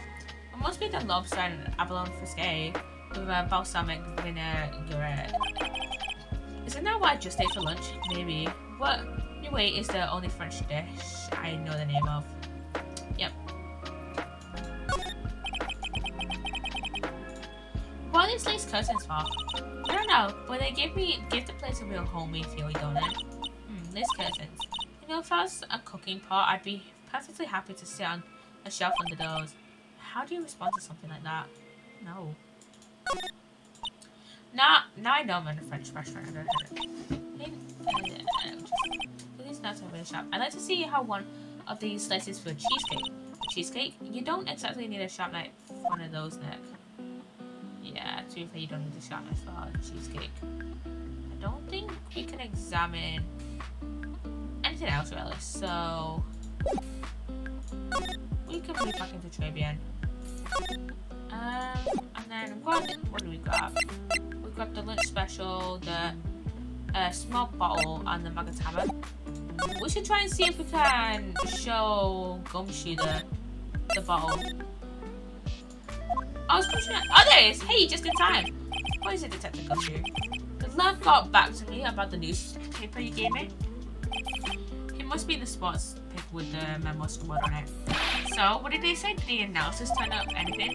They said the doodle was written by the victim, Glenn Elk, no doubt about it. I expected as much. The victim took the paper with him to the restaurant on the day of the murder. That's our best interpretation of the facts at the moment. MC Bomber. I get the feeling I've heard that name somewhere before. Oh well, I guess it'll come back to me. Don't forget to report back to me with whatever you find in the restaurant, okay, pal? Since when did I start taking orders from Gumshoe? Although, I get the feeling there's something I need to show him. There is! You got one of those aroma bottles too, huh? Only this one doesn't smell, huh? I don't get you. This is mixed in with all the other aromatherapy bottles, but it's not the same. It doesn't even look the same, wouldn't you agree? A cologne bottle that doesn't smell. Smells like a skunk to me, pal. Might let me borrow that bottle for a while? I want to send it to the labs for analysis. The victim was poisoned, so the contents of this bottle are pretty important. I had a hunch there was something funny about that chef. He suspects Gene Armstrong. I keep calling him Gene. Jean Armstrong. I've got that guy's number. I know what his secret is. That must be the same secret Gumshoe was talking about before. Guess I better fill you in on the details. About this Armstrong guy's secret, I mean. So what's Mr. Armstrong's secret? You ever had a lunch at Trebian, pal? Yeah. So how was it? To put it nicely, it was inedible. Hey, don't worry about it being nice to me around you, pal. You and I both know the reason that place is so empty is because of the food. I mean, the place is clean and it's got a girl like Maggie as a waitress, so yeah, I guess it's probably the food. The real skipper on the guy is he's up to his ears in debt. Really? How much does he owe? This is a copy of his loan contract. He's about $500,000 in the red. $500,000? I'm talking dollars? Yeah, hey, if it was sterling, he'd really be in trouble. Let me look it up. What's $500,000 in?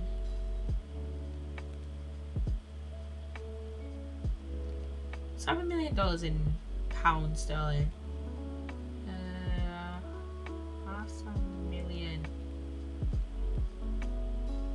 $500,000 USD to pound sterling. Let's see let's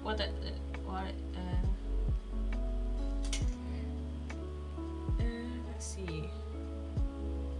I'm just gonna look up the Google. What is it? The Google currency converter.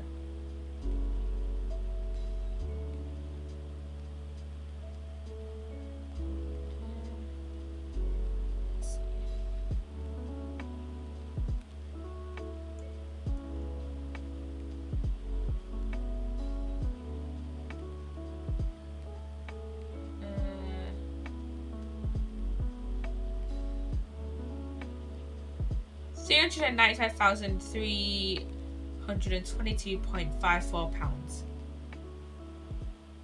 That's less. I mean, it must have been more in, like, whenever this game was set, so. Yeah. So yeah, whatever. Sorry, I think I just took me by surprise. Wait, wasn't there something on the... Yeah, there was this on the thing, on the sports paper. Look, 500,000. That must be... They must have been talking about debts. That 100,000 must be debt for whoever this MC bomber is. Yeah, this case is full of surprises, and I'd be willing to bet that chef's got something to do with most of them. That's my hunch. Okay, we don't have anything else to present to him.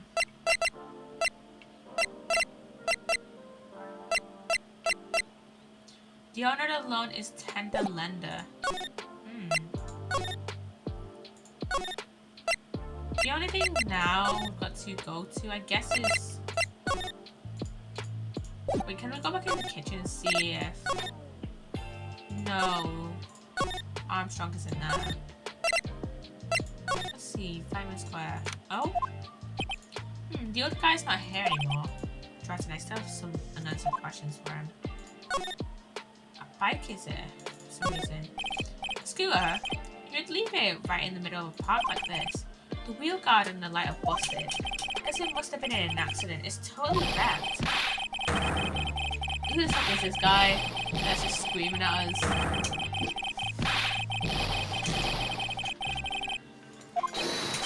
Hey, what do you think you's doing with my bike? I bet this is the guy that everyone thought was... You've been messing around me, right? Is that what you've been doing? I bet this is the guy that everyone thought was us, but actually isn't. I mean, how do you mistake this guy for Phoenix? The only thing they share is the hair. You're right, isn't that kind of an old bike? You just gotta pay for this. It was me, I was just passing by. Hey, then who's the one that covered my saddle in crap? You's gonna pay, you catch my picture. No, wait a sec, I'm not a pigeon. I'm a wise guy, eh? I had to beat you so hard it'll feel like yous were smooching the express train. Oh, yous better watch your back, this ain't over. I'm gonna round up a group of lawyers and then yous gonna pay. Actually, I'm a liar myself. What'd you say? I'm Phoenix Wright, attorney at law. Phoenix Wright. You saying you Phoenix Wright? Yeah, I am. So you're a wise guy too, huh? Because I'm Phoenix Wright, the one and only. What? Out of my way, I gotta prove that. That is not us. That is not fucking us. He's gone. Sure that guy wasn't my phony, was it? It wasn't anything like me! Guess I better make a note of the scooter. Ah, pathetic. Oh, it's you. So you threats from a little blah like that. You look like a pigeon that's got seeds in his eyes. Have you been here the whole time then? I was in that strawberry. I had some thinking to do. But like you had some carrowing to do. Are you a regular? In the new Ace Attorney trailer is a place where you can change skins. This is skin of Phoenix wearing what he's wearing. Wait, I have got to look this up. I have got to look this up.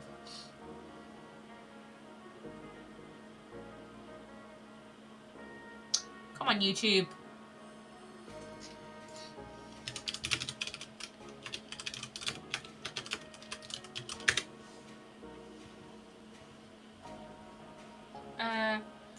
I'm guessing it's the one for Apollo Justice? I'm guessing it's the one for Apollo Justice.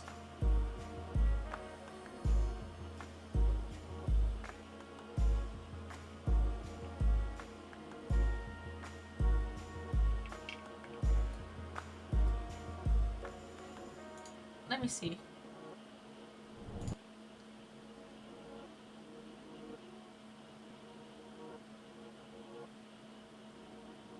It was Oh, it was like 4 weeks ago. Okay, we'll see. Let me filter it. This month. Let's see.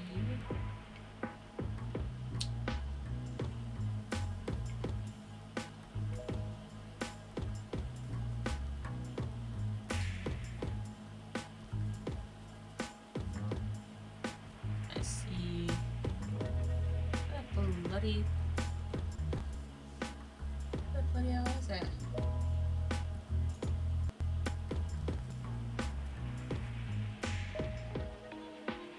Wait, no, that's just a random one. What the bloody hell is it?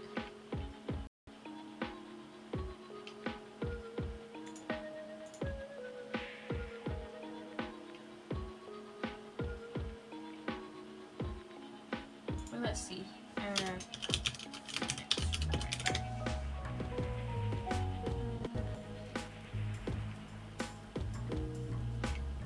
Phoenix Wright just named it, that's all I want to do.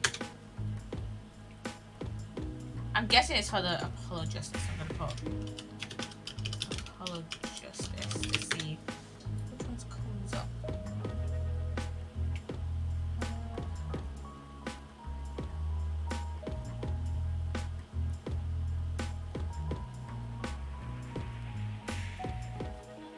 There's a promotional video that was released 2 weeks ago by Capcom USA.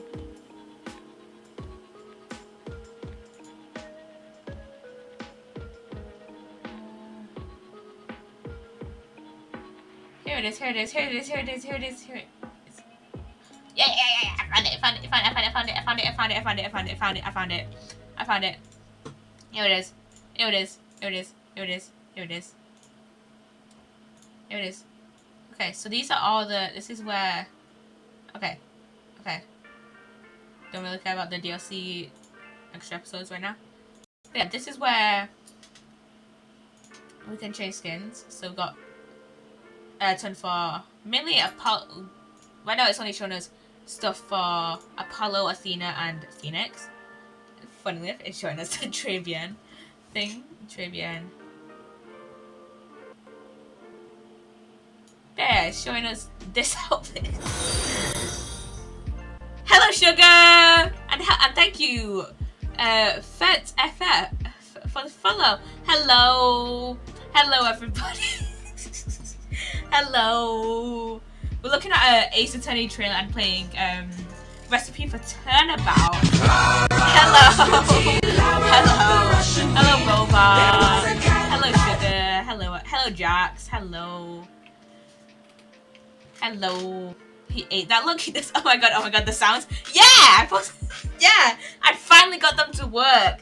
Turns out I only needed. Turns out I forgot to link it to a browser source. So, yippee, yeah. But yeah, we're playing. I might as well turn it to Ace Attorney. But yeah, so. That outfit that you guys just saw was actually the same outfit that a guy in this case was. Not this guy, but like a different guy. And basically the guy that wears that outfit is like a fake Phoenix Wright. Like basically our defendant is Maggie Bird. I don't remember what case. I don't remember what the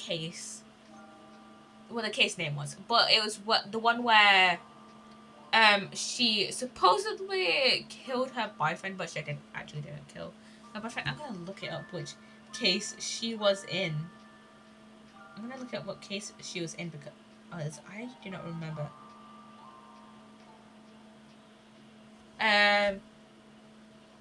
Thank you, Mr. Cool Art 43. For the follow, is this game based on a true story? No, it is not. Okay, so Maggie Bird, the Lost Turnabout. She came up first in the Lost Turnabout, and she's our defendant once again. And basically, this case has already had a trial and a verdict. But basically, we didn't defend Maggie Bird in the first trial. It was actually a fake Phoenix Wright. The same guy that was wearing that outfit that you saw in the trailer. But yeah, it was a fake Phoenix Wright who was very different from Phoenix. The only thing that they shared was their hair being all spiky and shit. So yeah, and that guy was so shit at being a like defense attorney that he basically got Maggie a guilty verdict. But then Phoenix found this. Well, Gumshoe gave us. Hi, how are you? I'm very good. When you complete this game, do you reckon you could be a lawyer? I don't think so. No, I don't know. I don't know the shit about UK law. I don't know shit about UK law. And this game is like, there's a meme going around about this game where basically calling the setting of this game Japanifornia, because in the English localization, people are like the game is like, oh, we're set in America, but it's very obviously not set in America. It's very obviously not set in America. Like Japanese X California. Yeah, definitely. This guy literally says that basically says we're in Japan, right? And the original like Japanese version of Ace Attorney was set in Japan.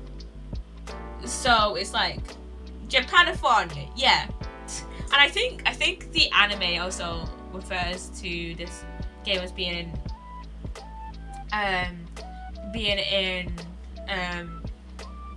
like in the dub of the Ace Attorney anime. It also refers to Ace Attorney being set in America, but in the sub version it refers to it being in Japan. I'm good, thanks. And what have you been up to? Right now we're playing Ace Attorney, and I have not been up to much other than streaming Ace Attorney. Not gonna lie. But yeah, so basically earlier, Gumshoe gave us this magazine clipping saying, "Hey, what the fuck? You got Maggie Bird guilty," and we were like, "No, that wasn't us. We went at the trial." So basically, we requested a retrial because there wasn't like a genuine lawyer dating simulator. There's probably an Ace Attorney lawyer dating simulator out there somewhere out there. Is this one of the infinite games, or is that a storyline? That is a storyline. It's I think so.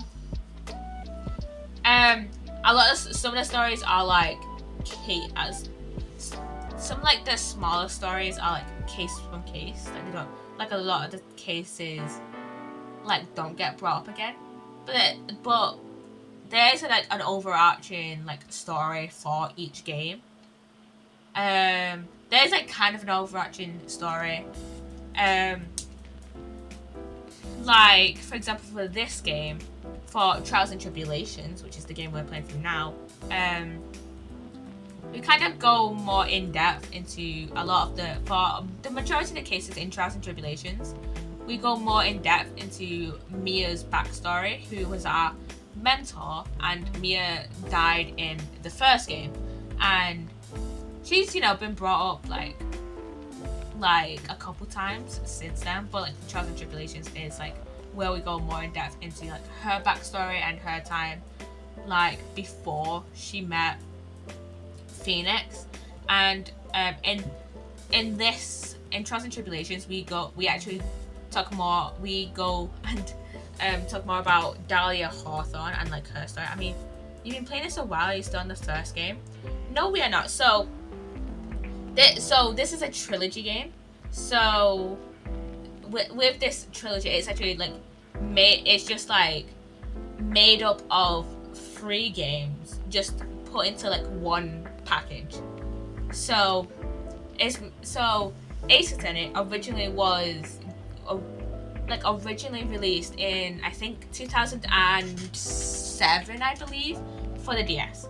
And originally it was a set of 3 games. So the first Ace Attorney, Justice for All, and Trials and Tribulations. And obviously there's been other games for DS since then. You know, the Apollo Justice games, Ace Attorney Chronicles, Edgeworth Investigations, stuff like that.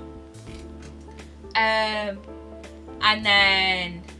obviously it got ported over for English localization for like the DS and stuff like that. And then in 2019, this trilogy got released for PC, where basically Capcom just like made ported the first 3 games, so the first Ace Attorney, Justice for All, and Trials and Tribulations into like one package you can buy on Steam, and probably some other like, game like shop sites, but I found it on Steam. So technically yes, but also no. Is what I'm trying to say.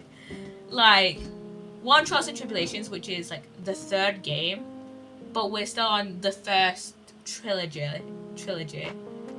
and it's, according to Steam, it's technically only 1 game, if that makes any sort of sense. I don't know if that makes any sort of sense. But yeah, Capcom is doing this thing with Ace Attorney where they just put like the first like 3 games, or like the 2 games into like one like package. For example, they put the first 3 Phoenix Wright Ace Attorney games into one like game on Steam. Like, you don't need to buy the first Ace Attorney, Justice for All, or Trials and Tribulations separately. They all come in the trilogy. So you just need to buy one thing. And then there's 2 games in Chronicles, so you only need to buy 1 thing for the price of 2 for 2 games. And then the Apollo Justice trilogy is 3 games into one like thing on Steam, basically. So yeah. So yeah, I've been playing this a while though. When was the first Ace Attorney stream actually? I think it was in August. I think it was like end of August when I did my first Ace Attorney stream. I'm gonna take a look. Gonna take a look. Etho posted his session 8 and 9 for Secret Life.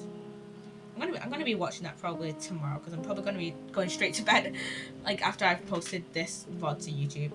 When did I first stream Ace Attorney? Where is my Ace Attorney playlist?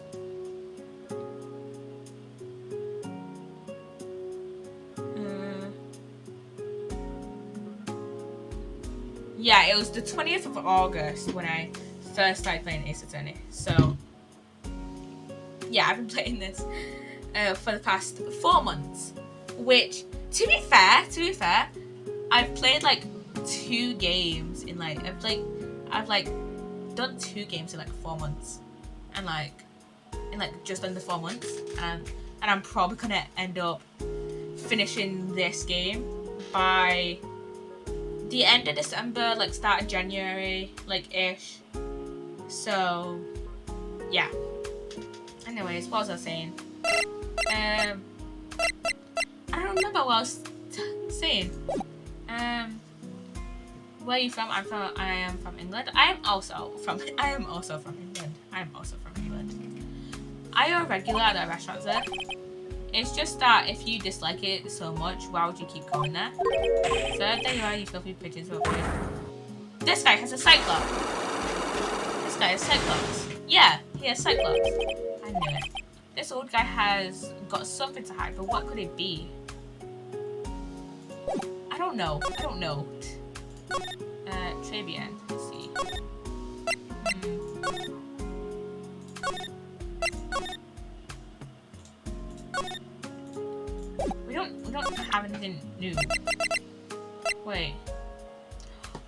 the loan contract. It's for $500,000, pal. That's $500,000 bills. Oh wait, he's the one who gave us the loan contract. What was the in there for? Is there really that much money tied up in this case? I can't give you an answer for that, pal. Not without the case file for me. But I'll tell you this: that Armstrong guy would have done anything for cash. Armstrong. So basically, the murder that Maggie has been convicted of happened at this restaurant called Tribune, and Armstrong is like the owner of the restaurant. And the reason why Maggie got convicted, other than, you know, the phony being a shitty defense lawyer, is that basically her like testimony didn't add up because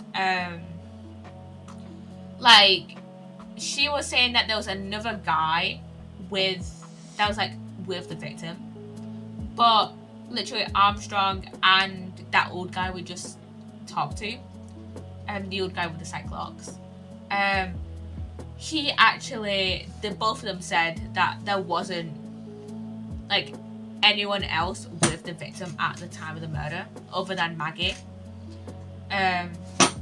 So yeah, so it looks a little bit suspicious. It was like 2 against 1. So yeah, that Armstrong guy would have done anything for cash. He was desperate, you know. No, I don't, but I think I sort of get the picture. That's the one, really fun. Okay.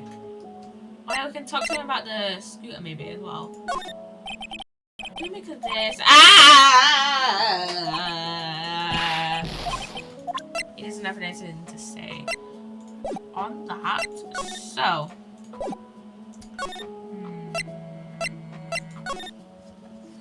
What the fuck do we do now? Because it's like we've done like an hour and a half on just on this.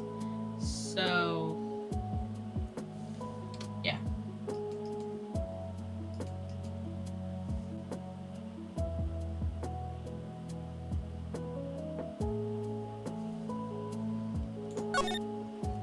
Okay, I think maybe we could try and break in the old man's Cyclops. Maybe. It's annoying me now that the Magatama isn't next to the attorney's badge, because right when we first got the Magatama,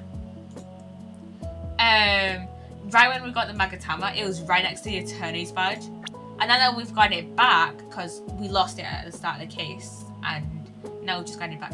It's now annoying me that it's now not next to the attorney's badge, and I can't sort this inventory to make it so that the Magatama is right next to the attorney's badge, and it is annoying me so much because the attorney's badge and the Magatama are the only things that like we've carried through us since that we carry through like each case. The Magatama didn't show up in the first game, but it was pretty prominent in like this game and in Trials and Tribulations and Justice for All. So it's like it's annoying that like the Magatama isn't right next to the attorney's badge. It's time you told me the truth. Why are you a regular at a restaurant that you dislike so much? Isn't it obvious? People only have one reason to go to the restaurants: to eat. To eat? Is that the whole truth? What do you mean? I don't think you go to that restaurant for the food at all. You insult a bat. How dare you accuse me? What proof you got? I can tell that not you nor anyone else in that world would want to go to that place for the food. Because the lunch was shit. The proof is in the pudding. Or in this case, the lunch proof. That's the 20 set. The food at Tribune is terrible and expensive. You're wrong, it's cheap. Huh? I'm rich. I inherited money when I was born. Yeah, I'm stinking rich. I haven't done a jot of work since I was born, other than feeding the pigeons. A lot of crow. The taste is another story, but the price is nothing to me. So you're saying that you go there because you've got money to spend? Exactly. I have so much cash. I go for a swim in my money vault every day. Unfortunately, that's a lie. What? You don't have money. You're flat broke.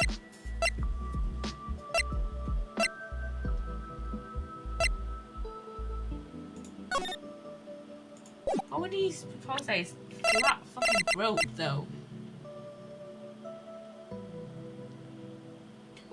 Oh wait, look at this. Take that! Oh shit, yeah, this is yours, right? Maxine, why would a rich retiree be looking for a job? I was so what?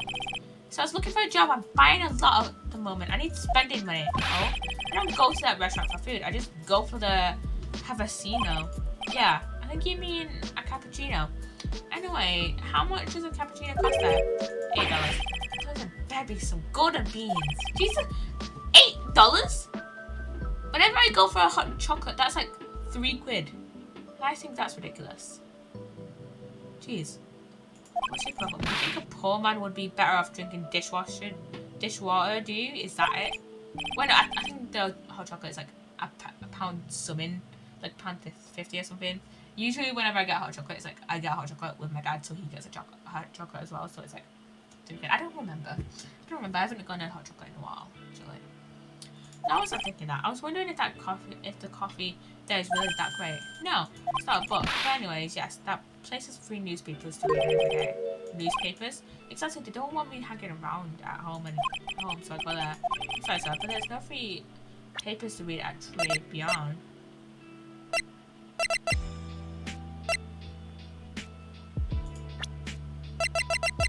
He said it himself. Did he put the loan debt? Did he give us the loan debt? Maybe? Oh, this. Take that! Take a look at this. What is it? It's a newspaper I found behind the magazine rack at Trade Beyond. So, what of it? This was the only paper there, and it stayed more than a month ago. What?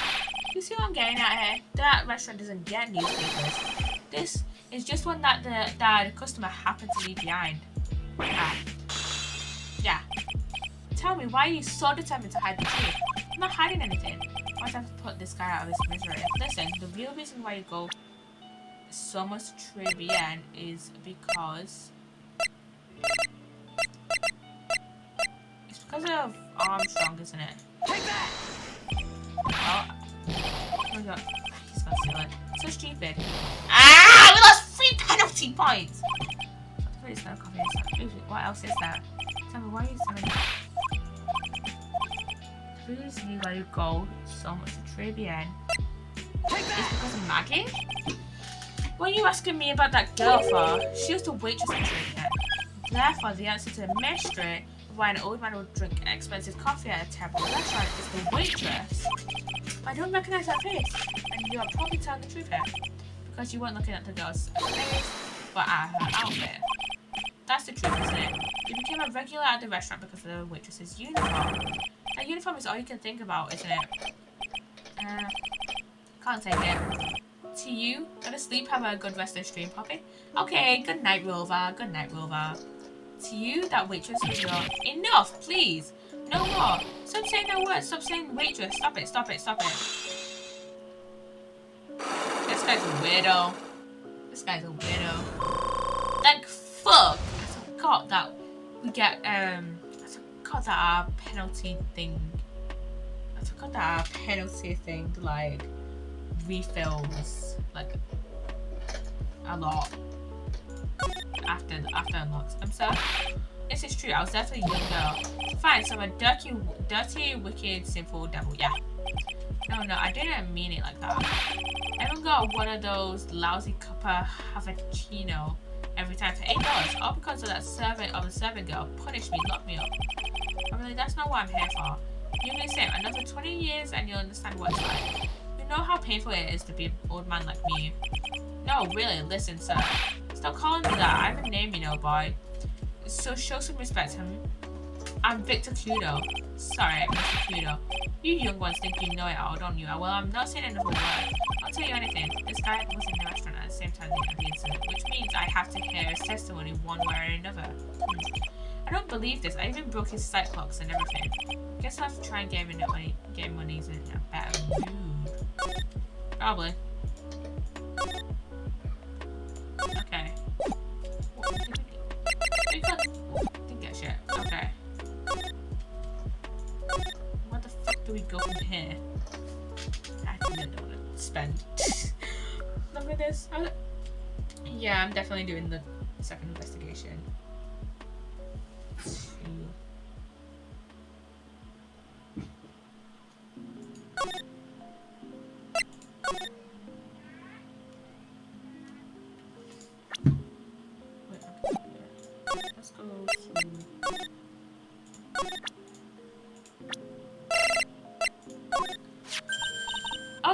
man, is he still feeding the pigeons?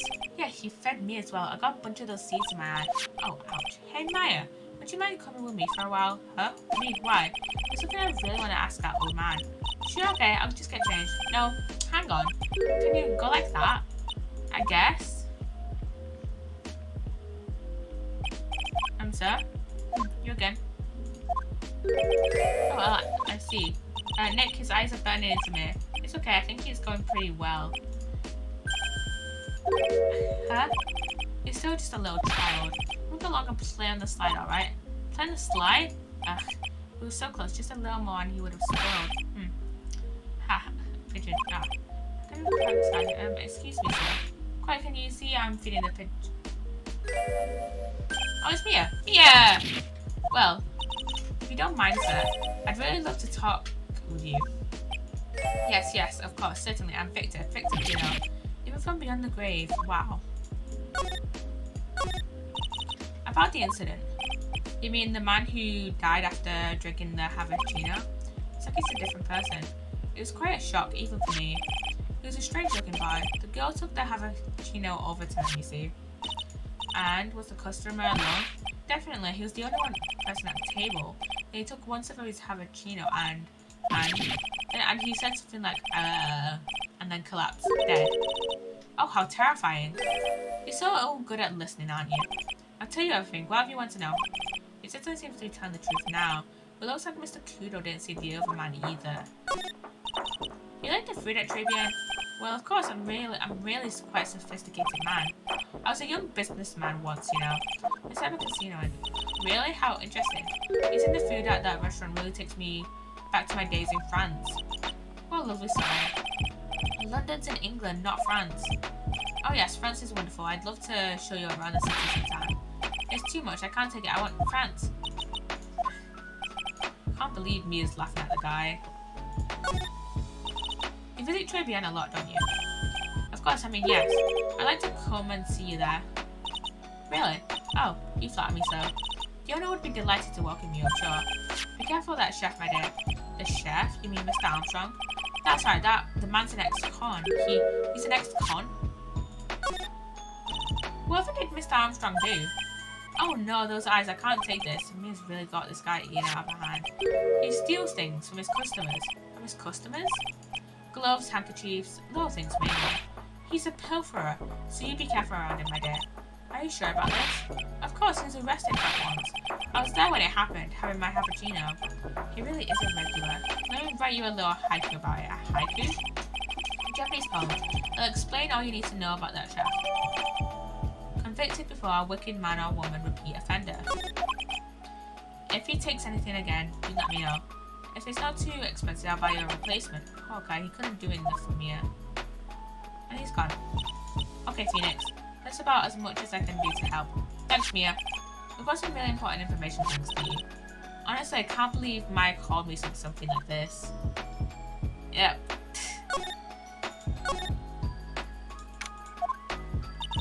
This is about time to wrap up today's investigation. Had enough of being a waitress? Yeah, plus no one came to the restaurant. Oh la la, Mademoiselle Maya. Now, how can you leave me like this?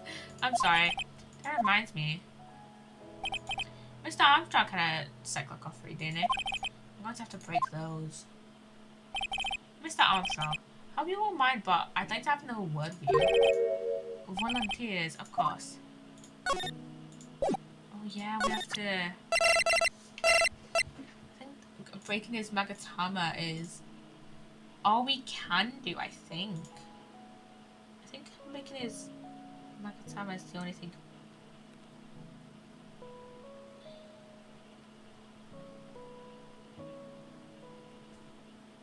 We can do. Okay.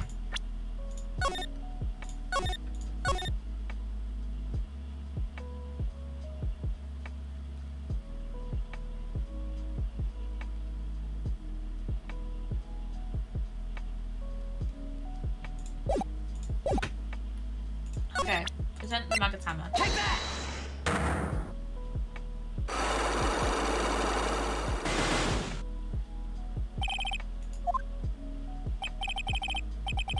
What's gonna happen here? I do not like this horrible feeling. I have to know the truth. What happened that day? I lost. I'll confess everything. Just don't hurt me. Huh? Well, that was a new world record. It's a lottery ticket. A lottery ticket? The man who died here had a lottery ticket for $500,000. $500,000? Wait. But after the incident, this ticket... It disappeared. The ticket disappeared. This was the motive that the prosecution gave to Maggie. They said that she poisoned the man to get the $500,000 ticket, lottery ticket.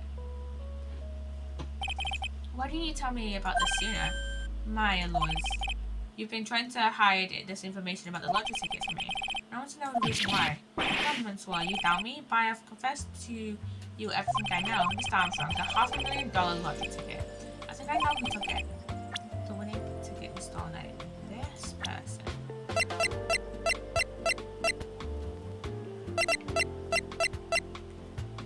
This guy? Take that! Well, how about it? Excuse me? It means... Oh, are you? Oh, I'm fine. I'm happy to hear. This doesn't sound like I'm being so fine. Psycho stuff. No, if it was really Maggie, then you'd have no reason to hide facts from me. Mr. Armstrong. Oh, wait. He stole it. I'm gonna say he stole it. Take that!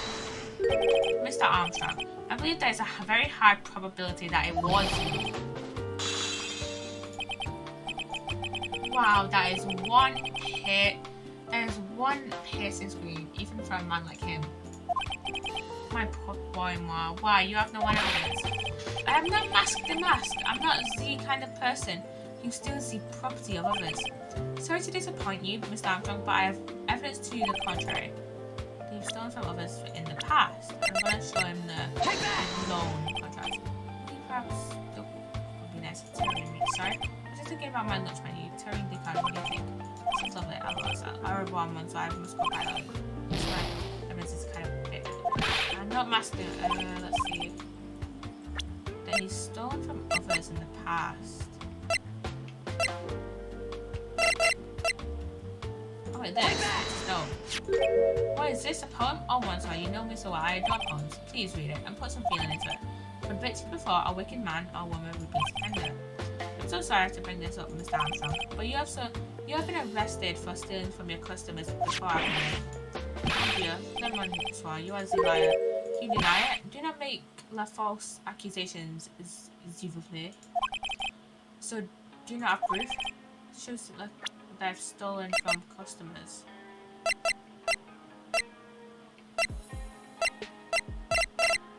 That he's stolen from customers before.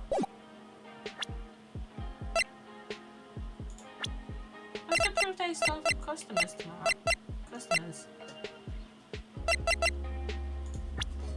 What the fuck is the proof? What's the roof?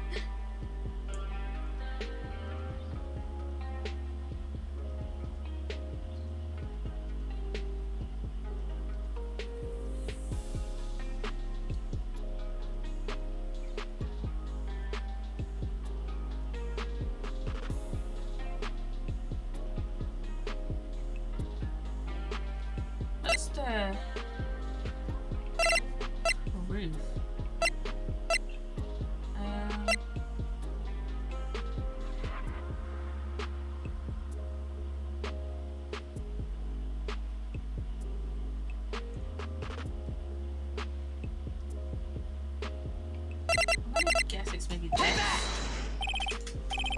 I see. You just went through it.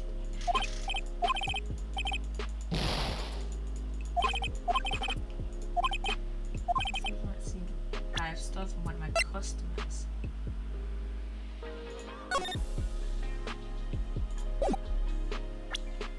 Take that! Ah! What is the proof they stole from customers?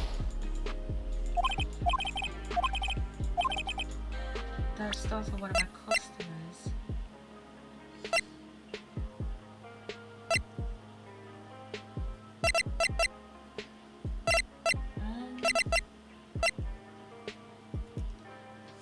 The Magatama! Oh my god, it seems like old habits that I had in Snapshot.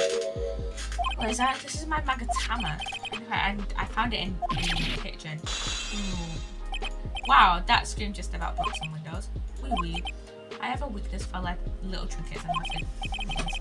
My hand, it just slips out. I cannot stop it. You've stolen handkerchiefs, gloves, and other things from your customers, right? It is the truth. I am just a timid little girl inside Monster. I'm a timid little girl.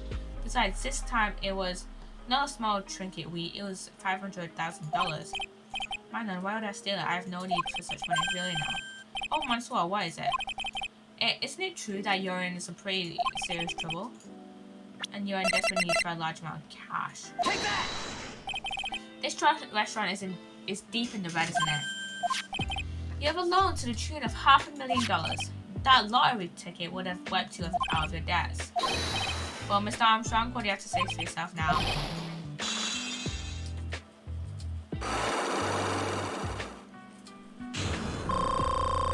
Finally.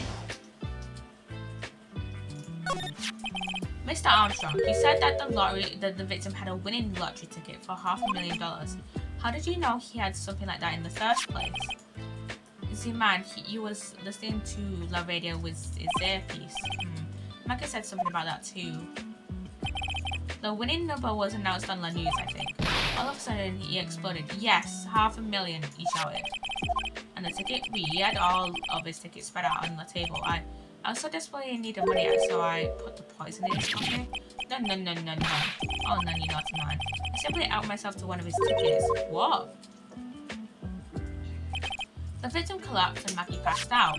I thought to myself, pourquoi pass? He had so many of them. Yeah, but only one of them was the winning ticket, right? How could you do that, Mr. Armstrong? Maggie was arrested because of you. Come on, this is not true. I did not take it. That ticket was $500,000, I mean. We just told you did. You say you took our ticket, not the winning ticket. My none must be late. It was not. That's not enough, huh? Godot! What the heck are you doing here? This is without a doubt the worst coffee I've ever tasted, Mr. Armstrong. Came in here for coffee? Does his craving for coffee know no bounds? Perhaps Mr. Armstrong stole one of the victim's tickets on the day in question. I am the airhead none. Just a pretty little girl who everyone is laughing at. But in that case, Maggie shouldn't be the one under suspicion. He had the wrong ticket. What? Mr. Armstrong made off with the winning ticket's pretty neighbour. So the ticket he took was worthless? Not quite. He did win something. $1. You see, I am just pretty faced without my looks. I have nothing. So, what happened to the winning ticket then? The one he meant to steal? Indeed, what did happen to it? I'm like spoiling myself by watching trailers, so we'll just wait and see how the movie turns out tomorrow, won't we? So basically he's saying he doesn't fucking know what happened to the winning ticket. Well, are you two? Time to laugh at the pretty little airhead. Looks like I won't be reading this note anymore. Looks like we've got a new mystery now, namely where did the winning ticket go? Got a bad feeling about this. Well, anyway. We can't let Maggie suffer any longer for this. Certainly not again. To be continued.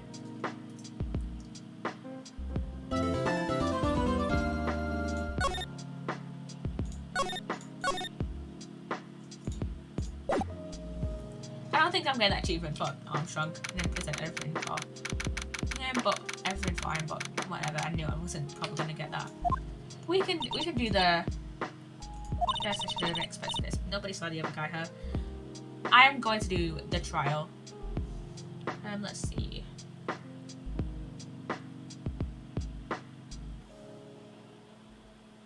Yeah, we should be able to do this.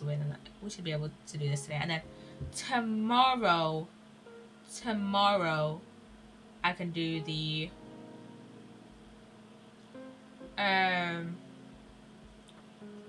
Tomorrow we can do the second investigation, and then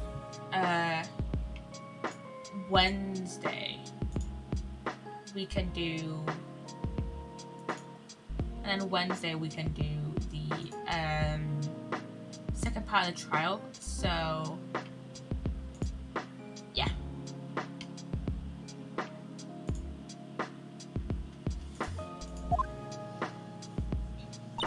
But he was there when I took the coffee over, sir. Scouts on him. Maggie! It's come true! Detective Gumshoe, are you doing alright? How are you feeling? As if you need to ask either question, sir. Don't let him get you down, Maggie. Now don't forget to eat well, okay? Roger. And you, yes? You'd better square this case away and got it, pal? Maggie's innocent, you hear? If you screw up, then I'll be doing some squaring away myself. Squaring away some paperwork for your arrest. I think he's serious. Hey, detective, you're on our side for once, right? Yep. So you'll be able to help Maggie out, right? Really? Can you, sir? Of course. I've got the situation under control. I'm gonna be the first witness on the stand today. If something I say doesn't mesh with the facts, you make sure you point it out, alright? Sure, okay. We're forming a united front today, pal. You got me? I can't believe how grateful I am, sir. I've always admired you so much, detective. And now I can count on you. Looks like it should go all pretty smoothly today, huh? I can only wish. Let's go. Let's go.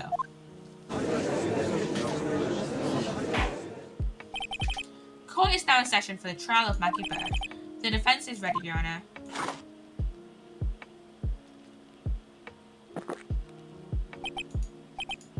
Better.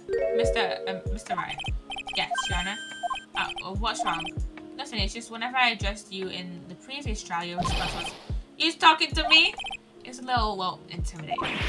No, that wasn't me. That was the phony Phoenix. I see. So our trusty Phoenix Wright is back with us now, is he? Our trusty. So, Mr. Godot, your opening statement, please.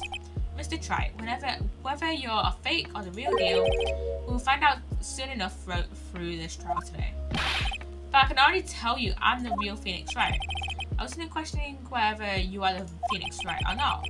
I was questioning whether you had studied law or not. That's why I intend to find out. There's no denying it. Behind that mask is a man who really hates me for some reason or another. As everyone is aware, the court has already given its verdict on this case once. Therefore, I won't stand for irrelevant testimony during this retrial. Nor will I stand for a simple repetition of the evidence presented in the last trial. I'm not planning on repeating anything that funny me said. Trust me. Now then, Mr. Godot, please summon your first witness. Witness. Let's start with the formalities, shall we? Name and occupation. Witness, say your name for the court. Oh, sorry, sir. The name's, please, Department Detective. Occupation, Gumshoe. Gumshoe, you're dumbass. For fuck's sake. Other way around, detective. Sorry. Anyway, I'm the officer in charge of the case since yesterday. So, since yesterday? Yeah, the guy who was on the initial investigations tied up with another case now. Oh, Gumshoe's really got everything under control, for everyone's sake. I see. So, Detective Gumshoe, would you outline for the court the basic facts of the case? Yes, sir. The victim's name was Glenn. He was a professional programmer. He was on the payroll of Blue Screens Inc., a local company. This is the victim's autopsy report. The court accepts this into evidence. Died of potassium cyanide poisoning. Time of death was between 1:30 and 2:30 p.m. And here are the floor plans of the restaurant. When the incident took place, the victim was sitting right here. The poisoned coffee was brought over to him by the waitress. The waitress being the accused? Yes. The victim died from poisoning almost immediately after he took a sip of coffee. At the time of the incident, there were 2 other people in the restaurant. Mr. John Armstrong, the owner and chef, and a regular by the name of Mr. Victor Kudo. It still seems to be a very straightforward case to me. Come, detective, take up this hammer and nail the defendant's coffin shut with your own 2 hands. Now then, Detective Gumshoe, let's have your testimony. Yes, sir.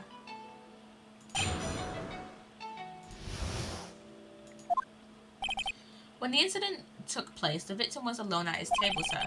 We understand that the guy, Glenn Elk, was listening to the radio at this time. Traces of poison were found in his coffee cup, and what we found was potassium cyanide. That stuff really packs a punch. And it looks like Miss Berg might have, well, had some kind of motive. Motive. Using the dark aromatic depths of coffee to conceal the poison, classy lady. The facts of this case seem to be ironclad. Mr. Wright, I would ask you to begin your cross-examination, but yes, please, no intimidation tricks this time around. I understand. I already told you, that wasn't me. It wasn't us. We weren't in the first trial. We're in the first retrial. But...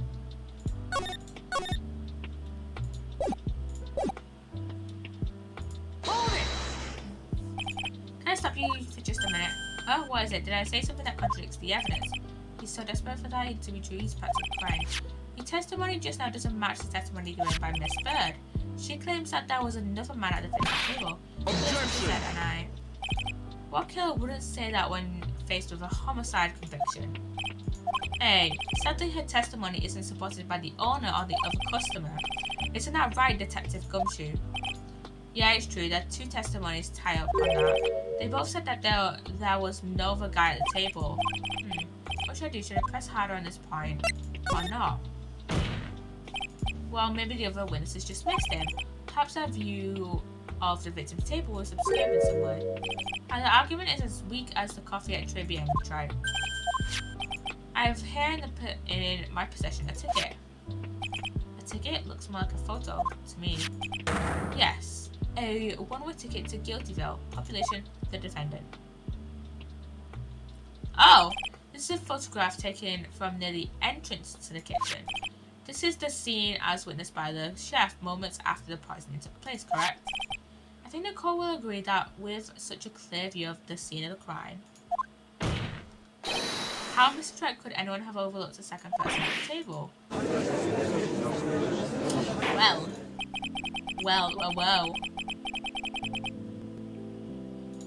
I don't know. It says that it seems to show the victim's table extremely clearly.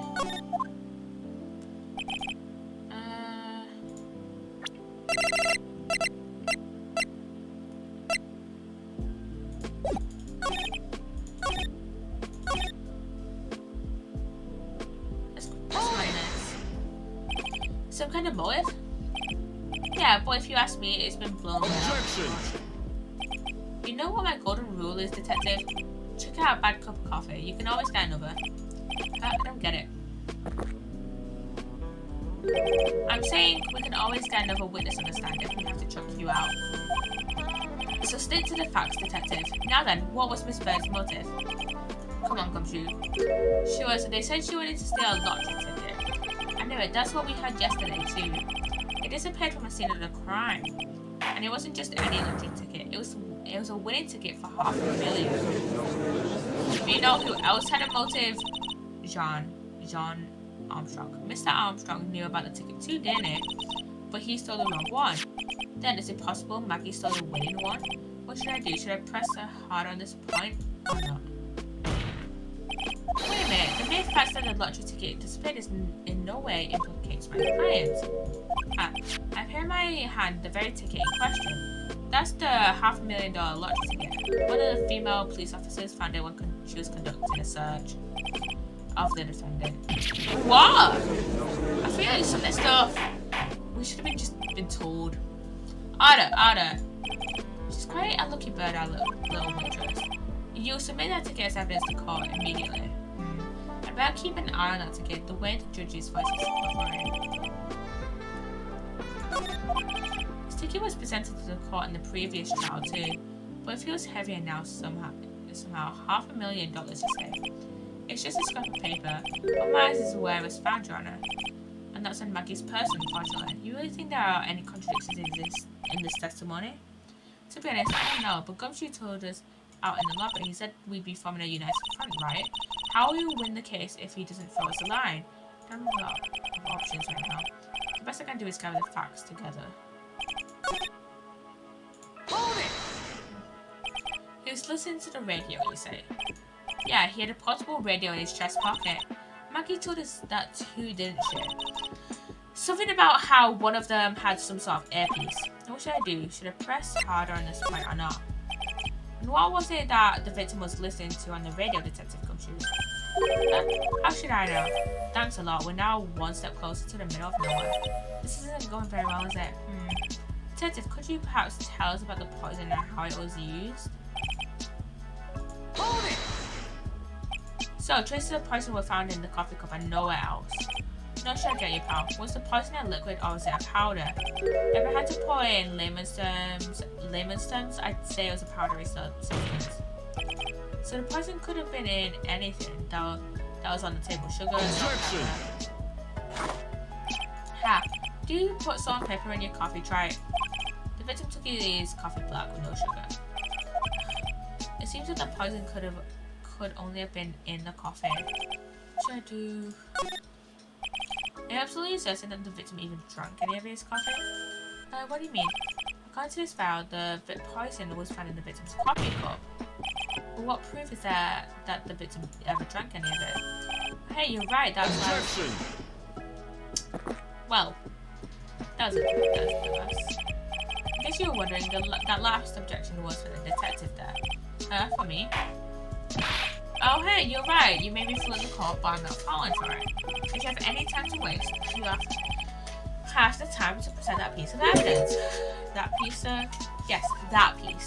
What was that piece? What piece was it again? Yeah, what piece is it? Good, what piece fucking is it? I'm really grateful this coffee is only hot enough to give me first degree burns. Now I remember. This is the victim's coffee cup. Yes, the victim's cup. Take a good look at the rim. Oh yes, it's unmistakable. There is clearly a coffee stain on it. Conclusive proof that the victim did drink the poisoned coffee that was in this cup.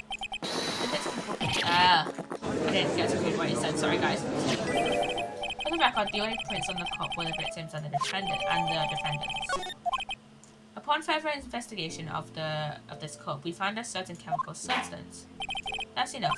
The facts of this case seem overwhelmingly clear to me. The defendant had ample opportunity to commit the crime of which she is charged. Furthermore, it seems beyond reasonable doubt that she did indeed commit the crime. Like an old man who knows the score. There's also the matter of the $500,000 lottery ticket. That alone provides a very credible motive. I mean, for that sum of money, even I might be tempted to bend the rules. I don't mind an old man who is weak to siren call money. Not good, Nick. The evidence against Maggie is starting to... Hello! Spunky Rambles, hello! Hello, thank you for the follow. Yeah, that's because the court has ruled guilty once already. I say it's about time to wrap up this repeat performance. With one final decisive piece of evidence. It's got more evidence against Maggie. This is the apron the delightful Miss Bird was wearing at the time. Evening, just quickly dropping in. Hope all is well. It is going pretty well. Welcome on in. How are you doing, Spunky? I saw you were live earlier. Were you? I'm guessing you were playing more Ace Attorney. How is the case going? How is whatever? I can't remember what case you're on. Yeah. How is the case? How is the case you're on going so far? This apron was the delightful Miss Bird was wearing at the time. Wow, that's not the cleanest apron I've seen. This thing looks like it can't be blood, can it? It seems the star of our play was a little flustered and somehow spilled coffee on herself. The coffee? That's not exactly the first thing that caught my eye. Of course, the coffee stain isn't the most interesting thing about this apron. Plain more Phoenix, right? Just a little bit like Gumshoe for the occasion. Just got to the second half of the first Steel Samurai case. Ooh, that's a pretty good case. That's a pretty decent case. Not my favorite per se, but I still think it's like a decently good case. I still think it's a good case. And Gumshoe, great character to dress up as. Great. Gumshoe, one of my favorite characters. I've got I read through that. No, there's something else that stands out even more. Something else, I presume you mean. Of course, I'm referring to the pocket. The pocket? A search carried out right after the incident uncovered this. Potassium cyanide, the very poison used by the killer, was in her apron pocket. Well, poison in Maggie's pocket. I gave Oldbag a dumb voice, but had to stop doing it after a while as it killed. my voice and truly I suffered my heart. Oh my god. Oldbag is a very annoying character. So I understand why you gave her a dumb voice. I find her to be quite annoying anyways. She actually comes up in like a few cases after the Still Samurai case. I find it to be like slightly annoying, mainly because like there's some parts in the case where she'll just like speed through text and like just ramble on so quickly that I can't read through the text quickly enough. So yeah, that's probably, and also I just find her kind of annoying, but she's okay-ish. I gave her a harsh 70-day smokers by so much strain. Very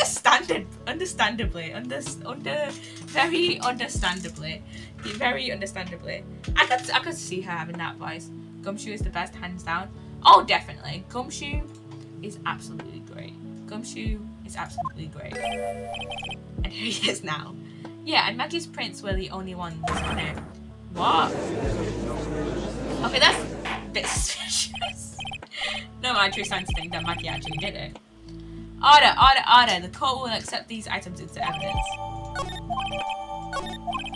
There's something still bothering me, Mr. Godot. Why have you not explained the bloodstain to the court? Bloodstain? What bloodstain would that be? Don't play games, prosecutor. The blood-coloured stain that smeared all over the apron. That's ridiculous. No one told me anything about a bloodstain. Don't need to be told. Just look at it. Well, detective? Could the stain really be blood? No way, sir. It's just ketchup, sir. Ketchup? She must have gotten some on her apron while taking some of their breakfast that day. You could have spoken up a little sooner, Detective Gumshoe. Pull something like that again, and I'll have you drink 17 cups of ketchup with 17 seems to be Godot's favourite number. It seems to be his very favourite number. He drank 17 cups of coffee in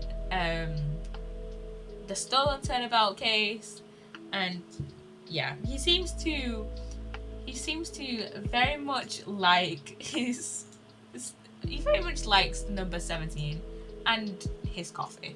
He loves coffee. As I say, just drop in, as I just wanted to drop a follow and say, hey, but I gotta shoot off. Work in the morning, have a great rest of your stream, stay awesome. Alright, good night, Spanky Rambles. Good night. I thought everyone knew what it was already. I haven't seen anything yet to make me doubt about the last ruling I made on this case. The motive, the opportunity, and the supporting evidence, they've all been clearly established. Well, Drake, it seems you really are a phony after all. You really know how to drive a man nuts.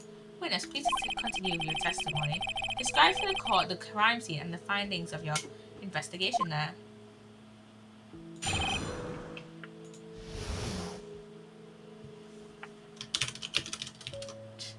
Sorry, Sugar is just literally messaging me. The crime was reported at 2:25 by a kind of scary old man, so it was Victor, wasn't it? Poor Maggie had passed out from the shock. It must have been real tough for her. The victim didn't have any identification on him, but we figured out who he was pretty quick, and then the investigation went smoothly. When Maggie was searched, we found a lottery ticket and a bottle of poison, and that was it. There was nothing else missing from the crime scene. You identified the victim and secured your prime suspect. Very good. Last chance to convince the court you're a real lawyer, right? Don't count on any more cross-examinations after this one, so let the fun begin. Oh. Gotta say before this cross-examination, don't know what happened earlier when we were, you know, talking to Armstrong and my penalty point, and I got so many penalty points taken off. Hold it! Scary old man, Detective Gumshoe. There's an old man who's a regular at the restaurant where the incident happened. Oh, we're obviously talking about the same old man.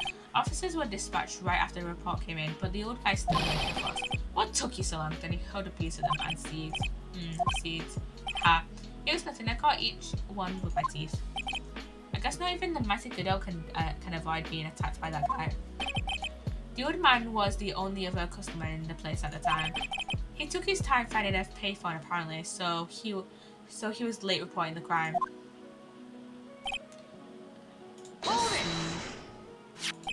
How long was the defendant unconscious for? The officers got to the crime scene at around 2:40. Maggie was still out cold in the kitchen at that time. It took another 10 minutes or so before she came to me. I would have liked to have been on the scene myself.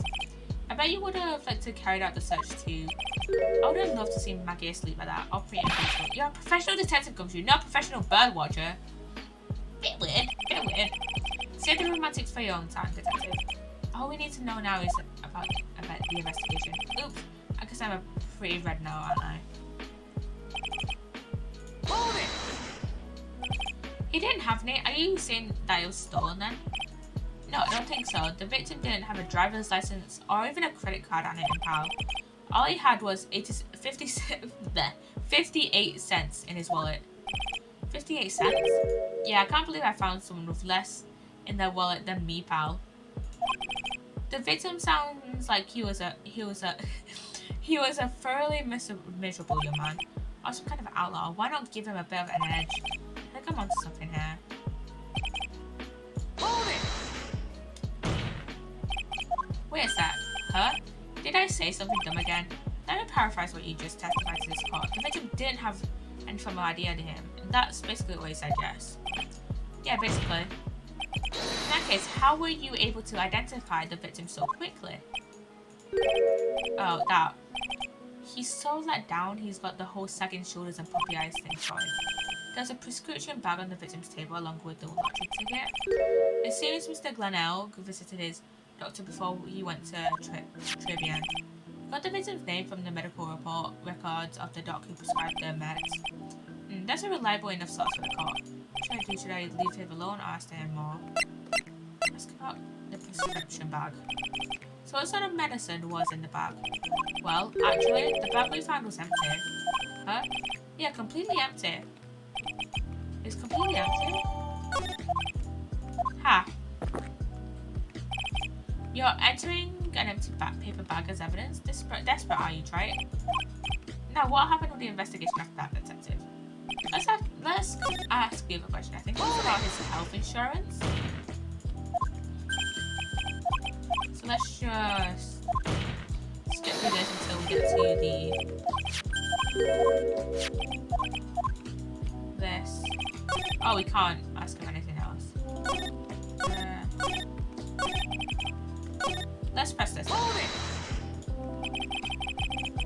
But the defendant had been passed out for a while, correct?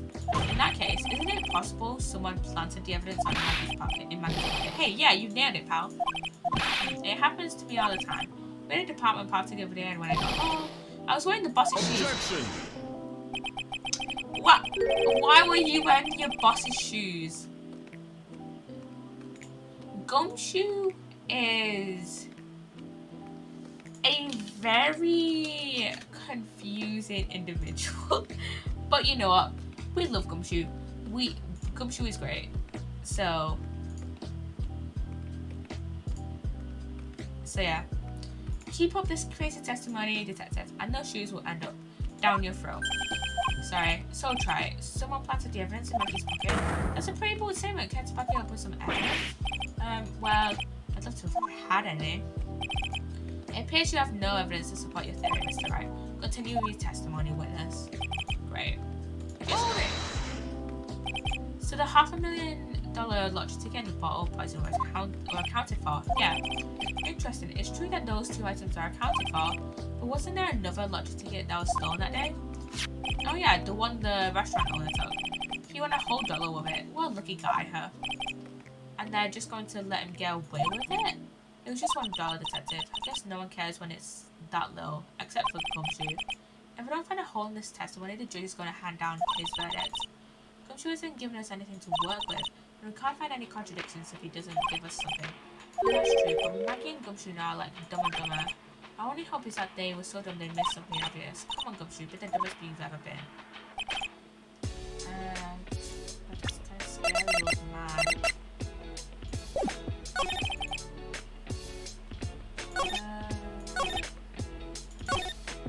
Let me look for the evidence. So, the article, the sports paper, the job listings, the lunch special, the loan, the scooter, the autopsy report, the floor plans, the crime photo, the lottery ticket, the coffee cup, the apron, the potassium cyanide, and the prescription bag.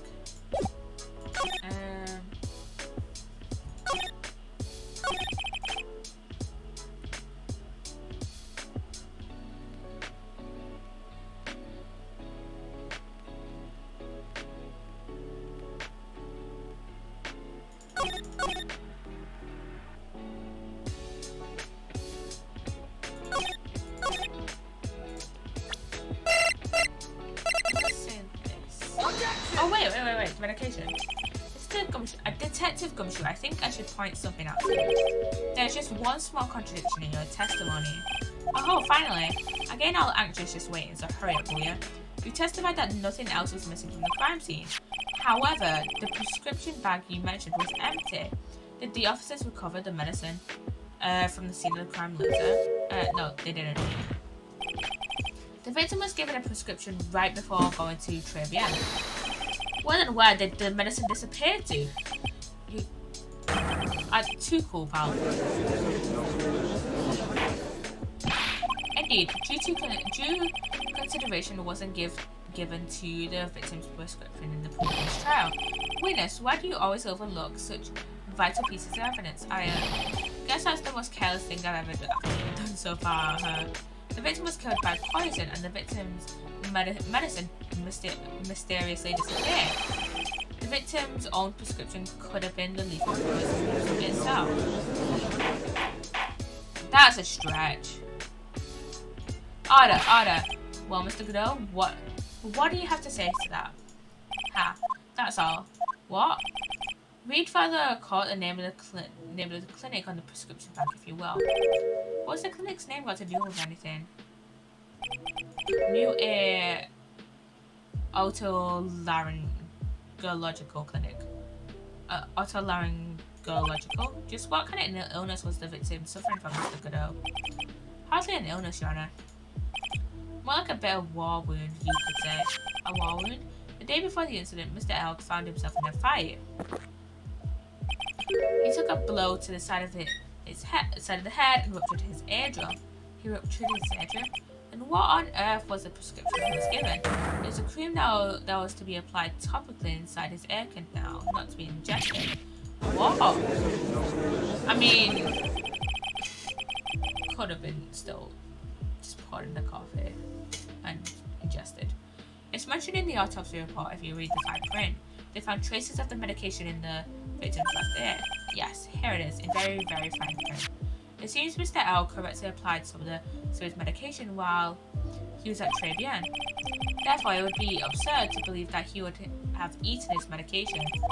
It seems that this medication is irrelevant to the case after all.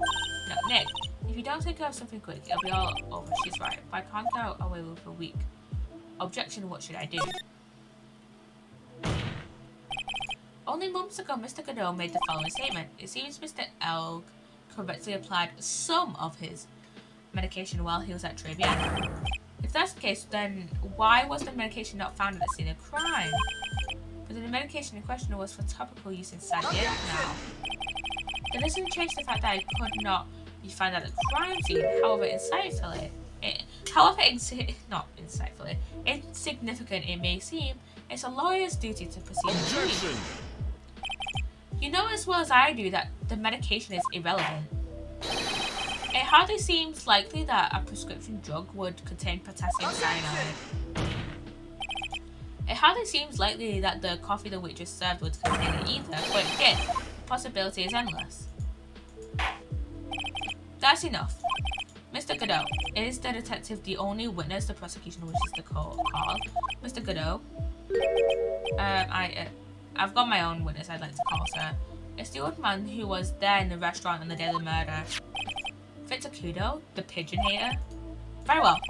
The matter of the disappearing medication seemed little more than trivial at best. However, it wasn't explored at all in the previous trial, and that is something that bothers me.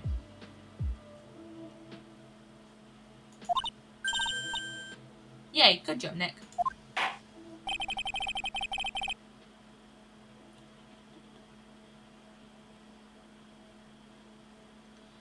The court will adjourn for a 10-minute recess, after which we will hear the prosecution's next witness. I suppose this means I'll just have to finish you off in my last 6 cups. Court is adjourned for recess.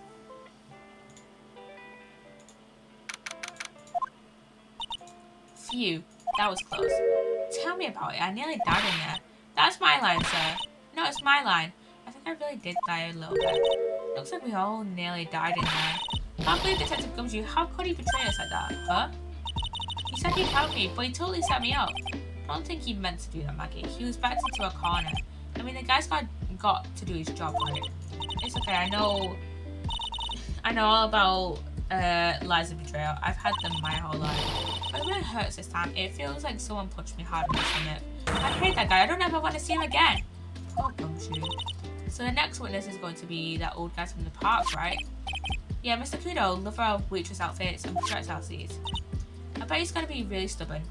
I mean, he's pretty set in his ways, you know. Yeah, he's a big old grouch. Are you going to be able to handle him, Nick? Yeah, I can take whatever he throws at me, even those never-ending bird seeds.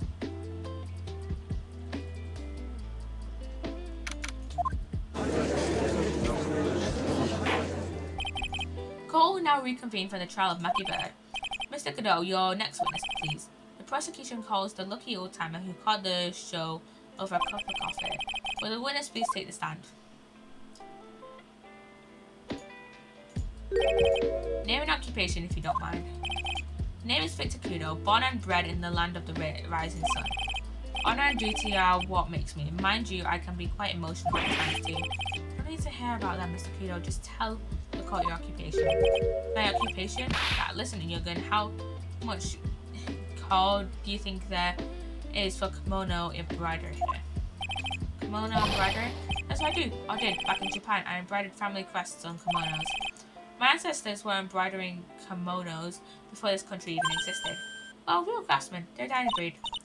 Hey, maybe you can embroider my costume sometime. Anyway, like I said, there's not much demand for that kind of thing here. So I had to take a job working the cash register at your burger joint. Pretended to smile. That burger joint would have been better off putting him in the kitchen. Now that a witness, were you in the restaurant at the time of the incident? Oh yes, I was eating some seeds of a couple of Java seeds. What do you think these are, I see. So saw everything that happened, Gramps. Did I? Oh yes. Oh yes I did, I saw it all. Then please, tell the court what all it is. Sure. I'll tell you every last detail. Please, we'll get into this.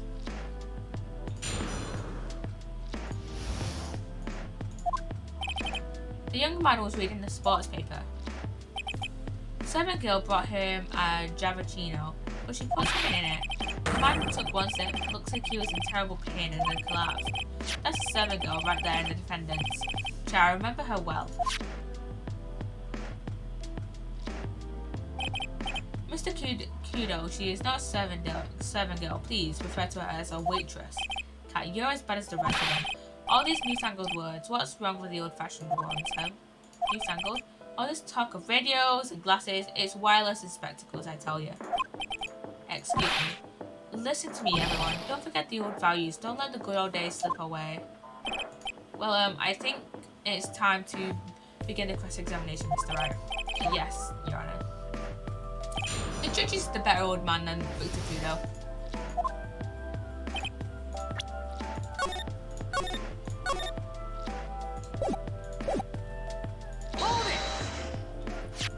So you saw the victim then? You saw Mr. Glenelg?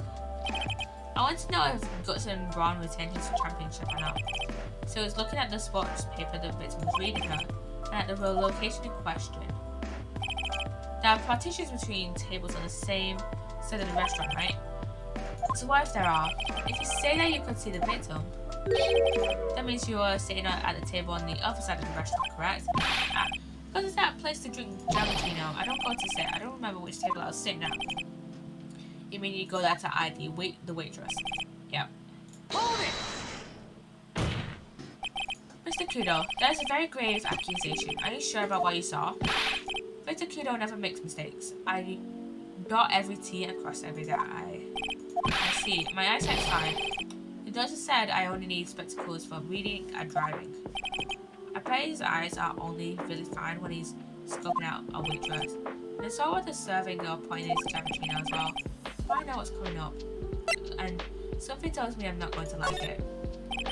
Your Honor, we need more clarification on what was put into the victim's coffin. I'd like to ask that the victim, not the victim, the witness add what he knows about this to his testimony. I agree. Witness, will you enlighten us, please? Sure. Hold it! Did she really put that into the coffin? You doubt me, Bo? She took some out of a small brown bottle and sprinkled it in. Couldn't she have been adding sugar? Sugar in a small brown bottle like that? Witness, could you please describe the bottle in more concrete terms? A bottle like this, perhaps? Oh, there it is. That's the one. That's the bottle of potassium cyanide, I presume. So what did the accused put in the coffin? Into the coffin? I think it's clear, don't you? Ugh. Hold it! You took just one sip? You young'uns, you waste everything. Those cappuccinos cost $8. In the good old days, we would have drank every last drop, eaten a cup, and then died. Congratulations, you have earned the title of battiest man to grace the courtroom. Yep. So it was an immediate death. Well, with the potassium cyanide, I suppose that is possible. Oh yes, he slumped over without so much as a switch. I've had a Jamantino I just drank to sour my stomach. Oh yes, I know that feeling. The waitress, I presume she is... Hold it! You said I remember her well in reference to the waitress. Did she have any particular features that you could identify her by? Particular features? It's a disgrace, that's what it is. Sorry? You can see all the way up to, you know, you're supposed to go naked in that uniform. So the particular feature you recognize about the waitress is her outfit, but anyone can wear such a uniform, even me. Mr. Wright, please spare the courtroom of any further mental anguish from that image. Don't get all excited, Nick. You've got to keep yourself together. I guess I got a bit carried away. There were things I recognize about her too. He seems pretty sure of himself. What should I do?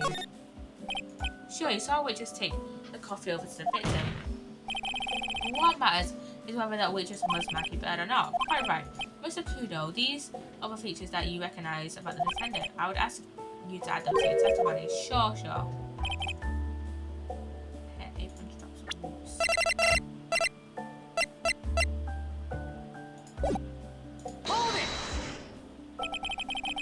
You seem to remember several details about her appearance. What about the most crucial detail of all, her face? Yeah, as if I wouldn't remember that. The victim noticed the straps on the accused's apron. He's unlikely to make a mistake about her face. That's right, I can even tell in the colour of the ribbon in her hair. It was red. So you see, there's nothing wrong with the victim's eyesight. There's no doubt he remembers the waitress pretty well. What should I do? I get feeling there's something more to this somehow. The identifying feature you describe are all things you would see from the back. So what? Is it possible that you never saw the waitress from the front at all? Ha! It's got your diagrams. People normally talk about facial features when they're asked to describe someone. This witness's testimony is nothing but straps and ribbons. This is harassment. I tell you, I'm not obsessed with straps or ribbons. Oh yeah, her bow is right. I was gonna say I thought it was orange. I'm just telling you what I saw. Mr. Kudo, the court requests that you add details about any identifying features. Features you observed from the front, that is, to your testimony. Sure. This old man's testimony is getting longer and longer. And if I can't find a hole in it soon, it'll get even longer, I bet.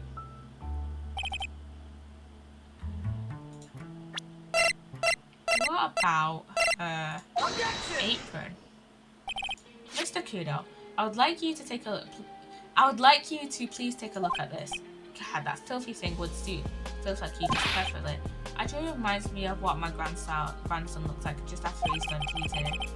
Have you ever seen this before? Of course, Aaron. Do you think I'd forget something as like that? Oh, you half-witted clock?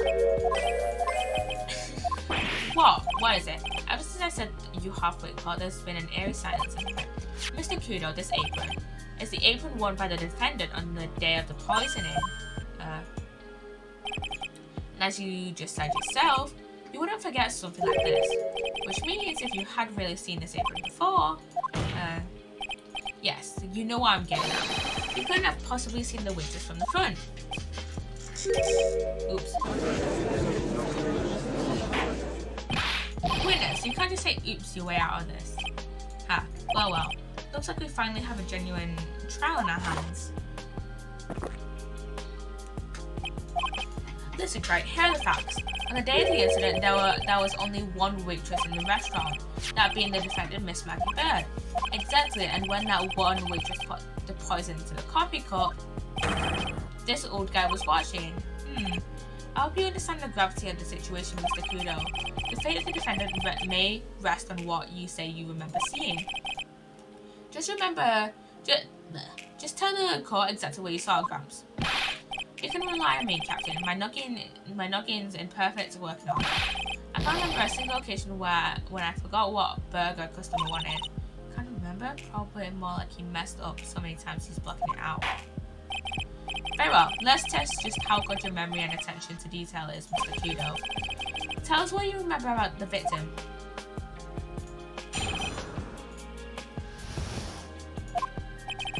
There's another of those pesky young types wearing a broken pair of spectacles.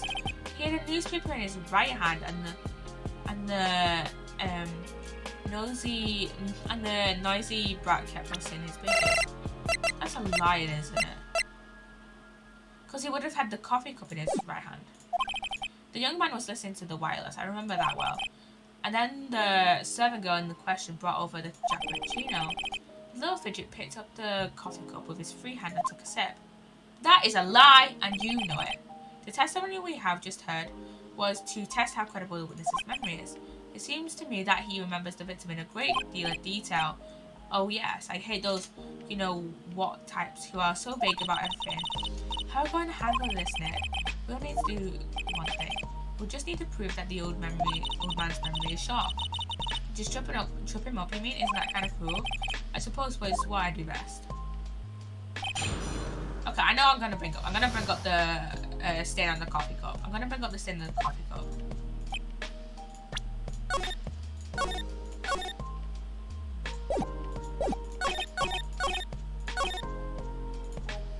Because he in fact did not pick up anything with his free hand, he picked up with his right hand.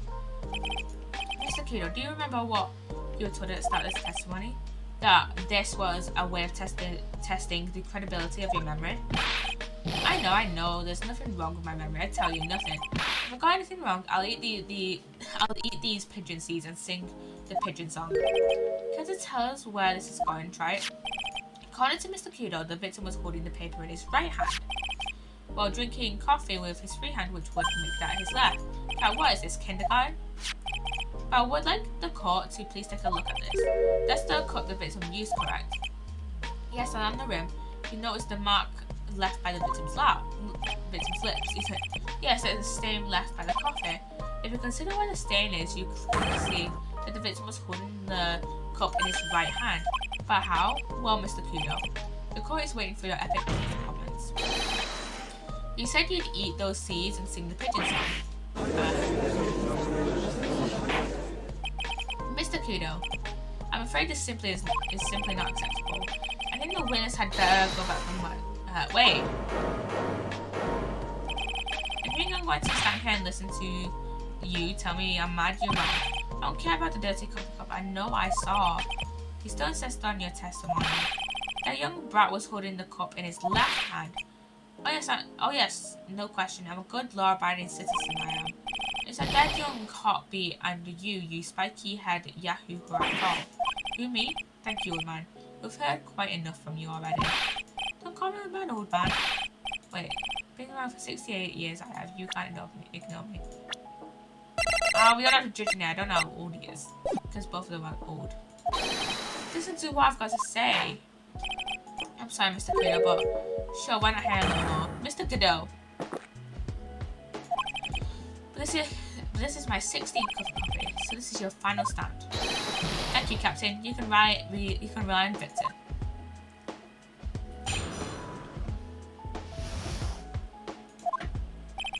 The boy was wearing the earpiece on the same side as the green lens of his specs. He kept fiddling with it all the time. He was fiddling with it just before he picked up the cup too. And then he used the same hand to pick up the cup, his left hand. That is bullshit. That is absolute bullshit. We know that the victim was wearing an unusual monocle over his left eye. It wasn't a monocle, Your Honor. It was a small computer monitor often used by programmers. A monitor? You mean like a television screen? The inside of the lens is a screen that displays computer data. It's called an HMD. It's a common tool in the victim's line of work.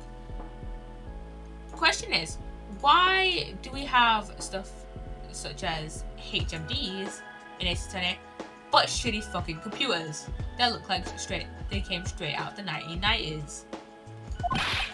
TV, DVD, CD, all these newfangled letters drive me mad, but they don't matter. I know I saw I'm telling the truth. It is true, he doesn't seem to be lying. And those are the facts in good old black and white. Left hand or right hand? Question remains.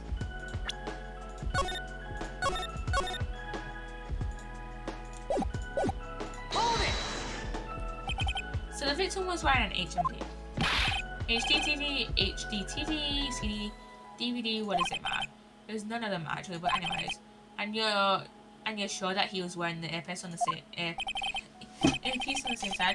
No question, I could only see the side of that side of his head from where I was sitting. Yeah, that's pretty obvious if you look at the floor plans.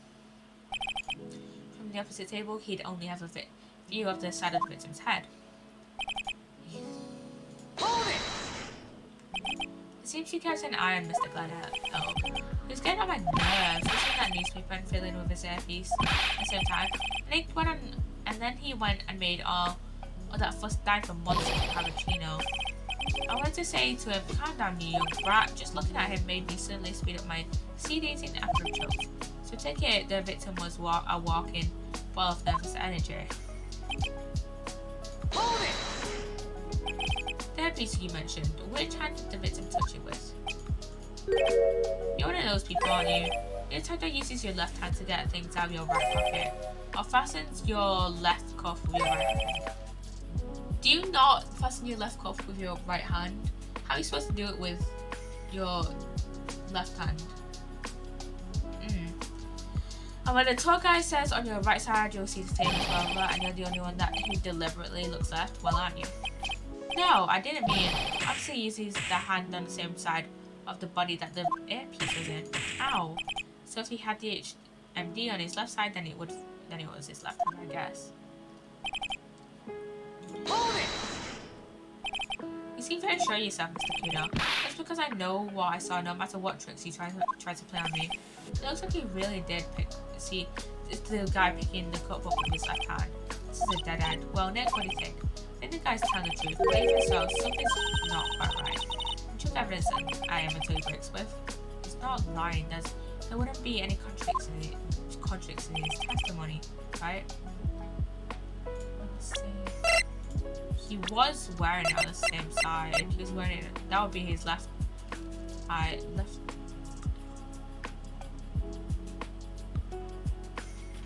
He wouldn't! His left eardrum was ruptured. I'm not sure what the relevance of this is, but Mr. Kudo, there is something very strange about your observations of the victim. What? You say he was wearing the earpiece on the same side as the HMD. No question, you can lock me up if I'm wrong. It was his left ear that I got. Now, I could only see that side of his head from where I was sitting. I don't think so. What did you say? You're no doubt unaware of this fact, Mr. Kudo, but the victim couldn't hear with his left ear. His eardrum was ruptured. Traces of medication for his condition were found in his ear canal. That's right, it's impossible that the victim was wearing his earpiece in his left ear because he couldn't even hear. Not ear. Is that true, Captain? It is. Pigeon. Pretty pigeon.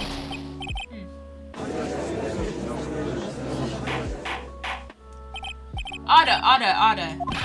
This witness's testimony is completely unreliable. He only saw the waitress from behind, and he claims the victim was wearing an earpiece when we know his eardrum was ruptured. Well, Mr. Godot? A single drop of milk is all it takes to destroy the pure black magic in this cup. This one man is my drop of milk. Captain, are you calling me a drip? This is the victim's coffee cup in which the potassium cyanide was found.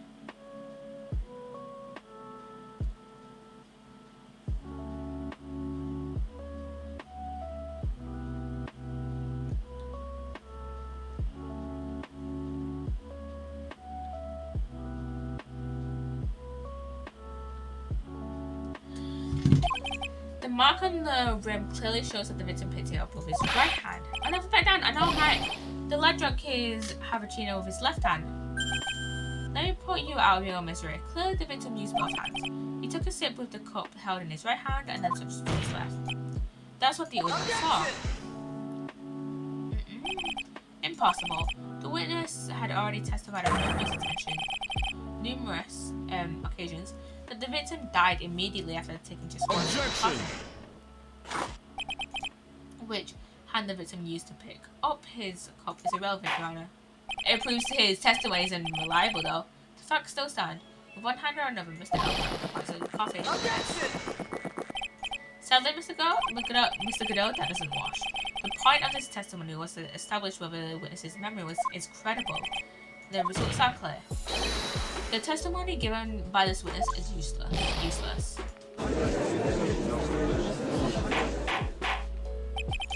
I believe it is time to conclude today's proceedings. I'm satisfied that the witness is not deceiving the court, but to be frank, his testimony is a farce. Did you have to be so frank? Take that, you pompous old fogey. I'm sorry, Mr. Kudo, you can't reach me from there. I'm ordering the defense and the prosecution to investigate this case further. That's all for now. This court is adjourned. Wait, if we stop now, where does that leave me? Leave you, Mr. Kudo? Thanks to that blue... Bless me. Thanks to that blue-suited young upstart over there. I'm just a bumbling old man who can't even dot his T's or cross his I's now. Not how letters work. How is your bad memory my fault? I'm sorry, Mr. Kudo, but there's nothing I can do. I've kept my mouth shut until now, but there's something else the court should know. What? There's more? To be perfectly honest, it might not be anything.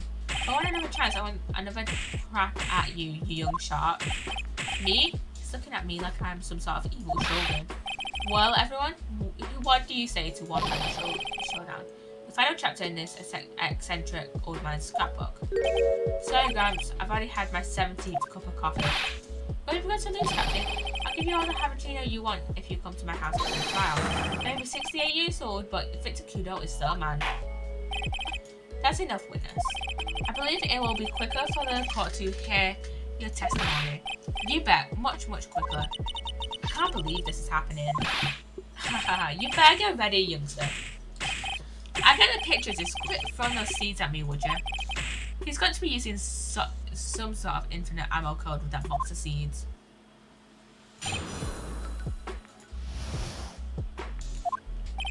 First of all, I want to stress that this might be nothing. I'm not too sure of myself. The young boy slumped over the table as soon as he took one sip of his cappuccino. With a clumsy innocent idiot upset face, he knocked it right over. It broke and the strip of cloth covering the table got completely soaked. Well, how about that? Turn things upside down, Is that all? Yes, that's all. I remember it perfectly. Hey, you doubting me again? You doubting a poor, defenseless old man? No, we are not doubting you, Mr. Kudo. Don't you get the feeling there's a question hanging on everyone's lips there? Yeah, so what, probably. That's all I can think of, and I have to cross-examine this guy. You have bird brain, that's why that's all you can think of. Very well, Mr. Wright, final cross-examination, please. I think I know which one I'm gonna find evidence files. Okay, let me look at the crime scene photo again.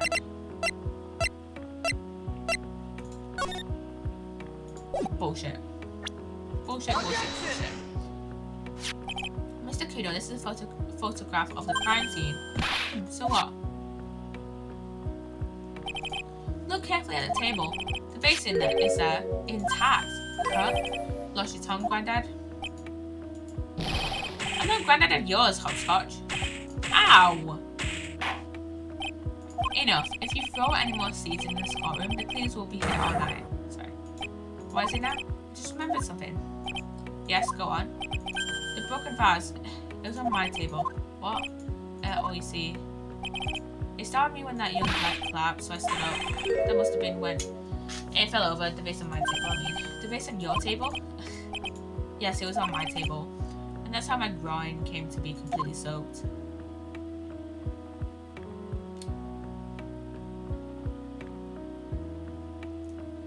Objection relevance?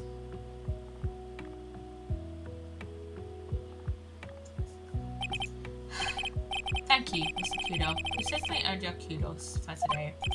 I'd like to ask a question now. Have I been any use at all? Or is that something you should reflect on yourself, Kudo? Wait a minute. If that's the case, there's more I've got to say. Let's remember something else. Bailiff, escort the witness out the courtroom. Wait, listen to me.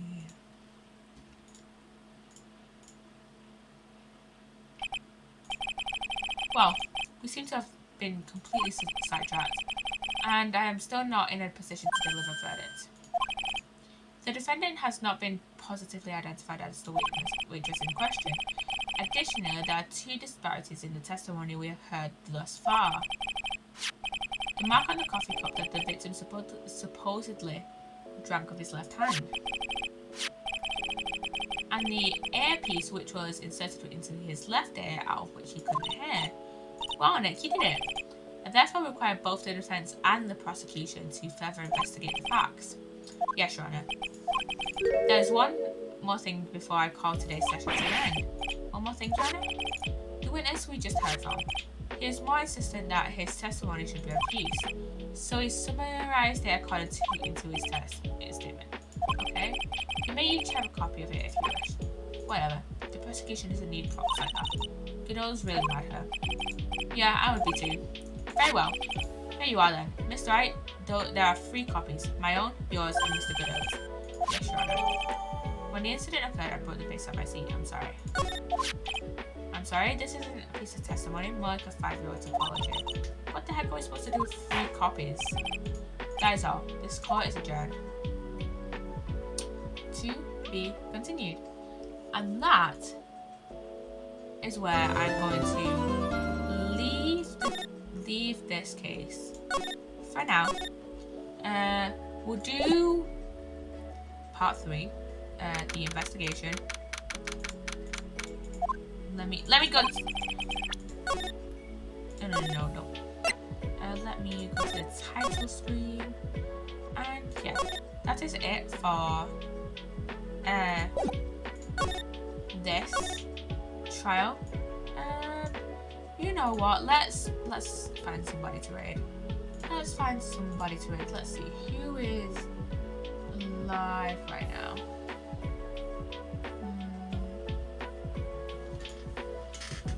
Let's see who is live. Let's see who is live playing Ace Attorney.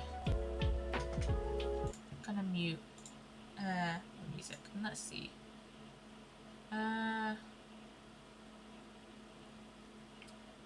Let's see this person.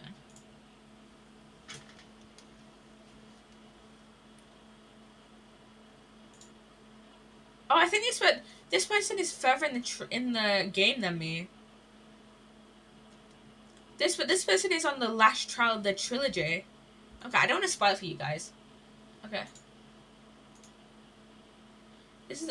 I don't want to spoil it. The very last trial. So, let's join this person's stream. They're playing Res of the Ashes.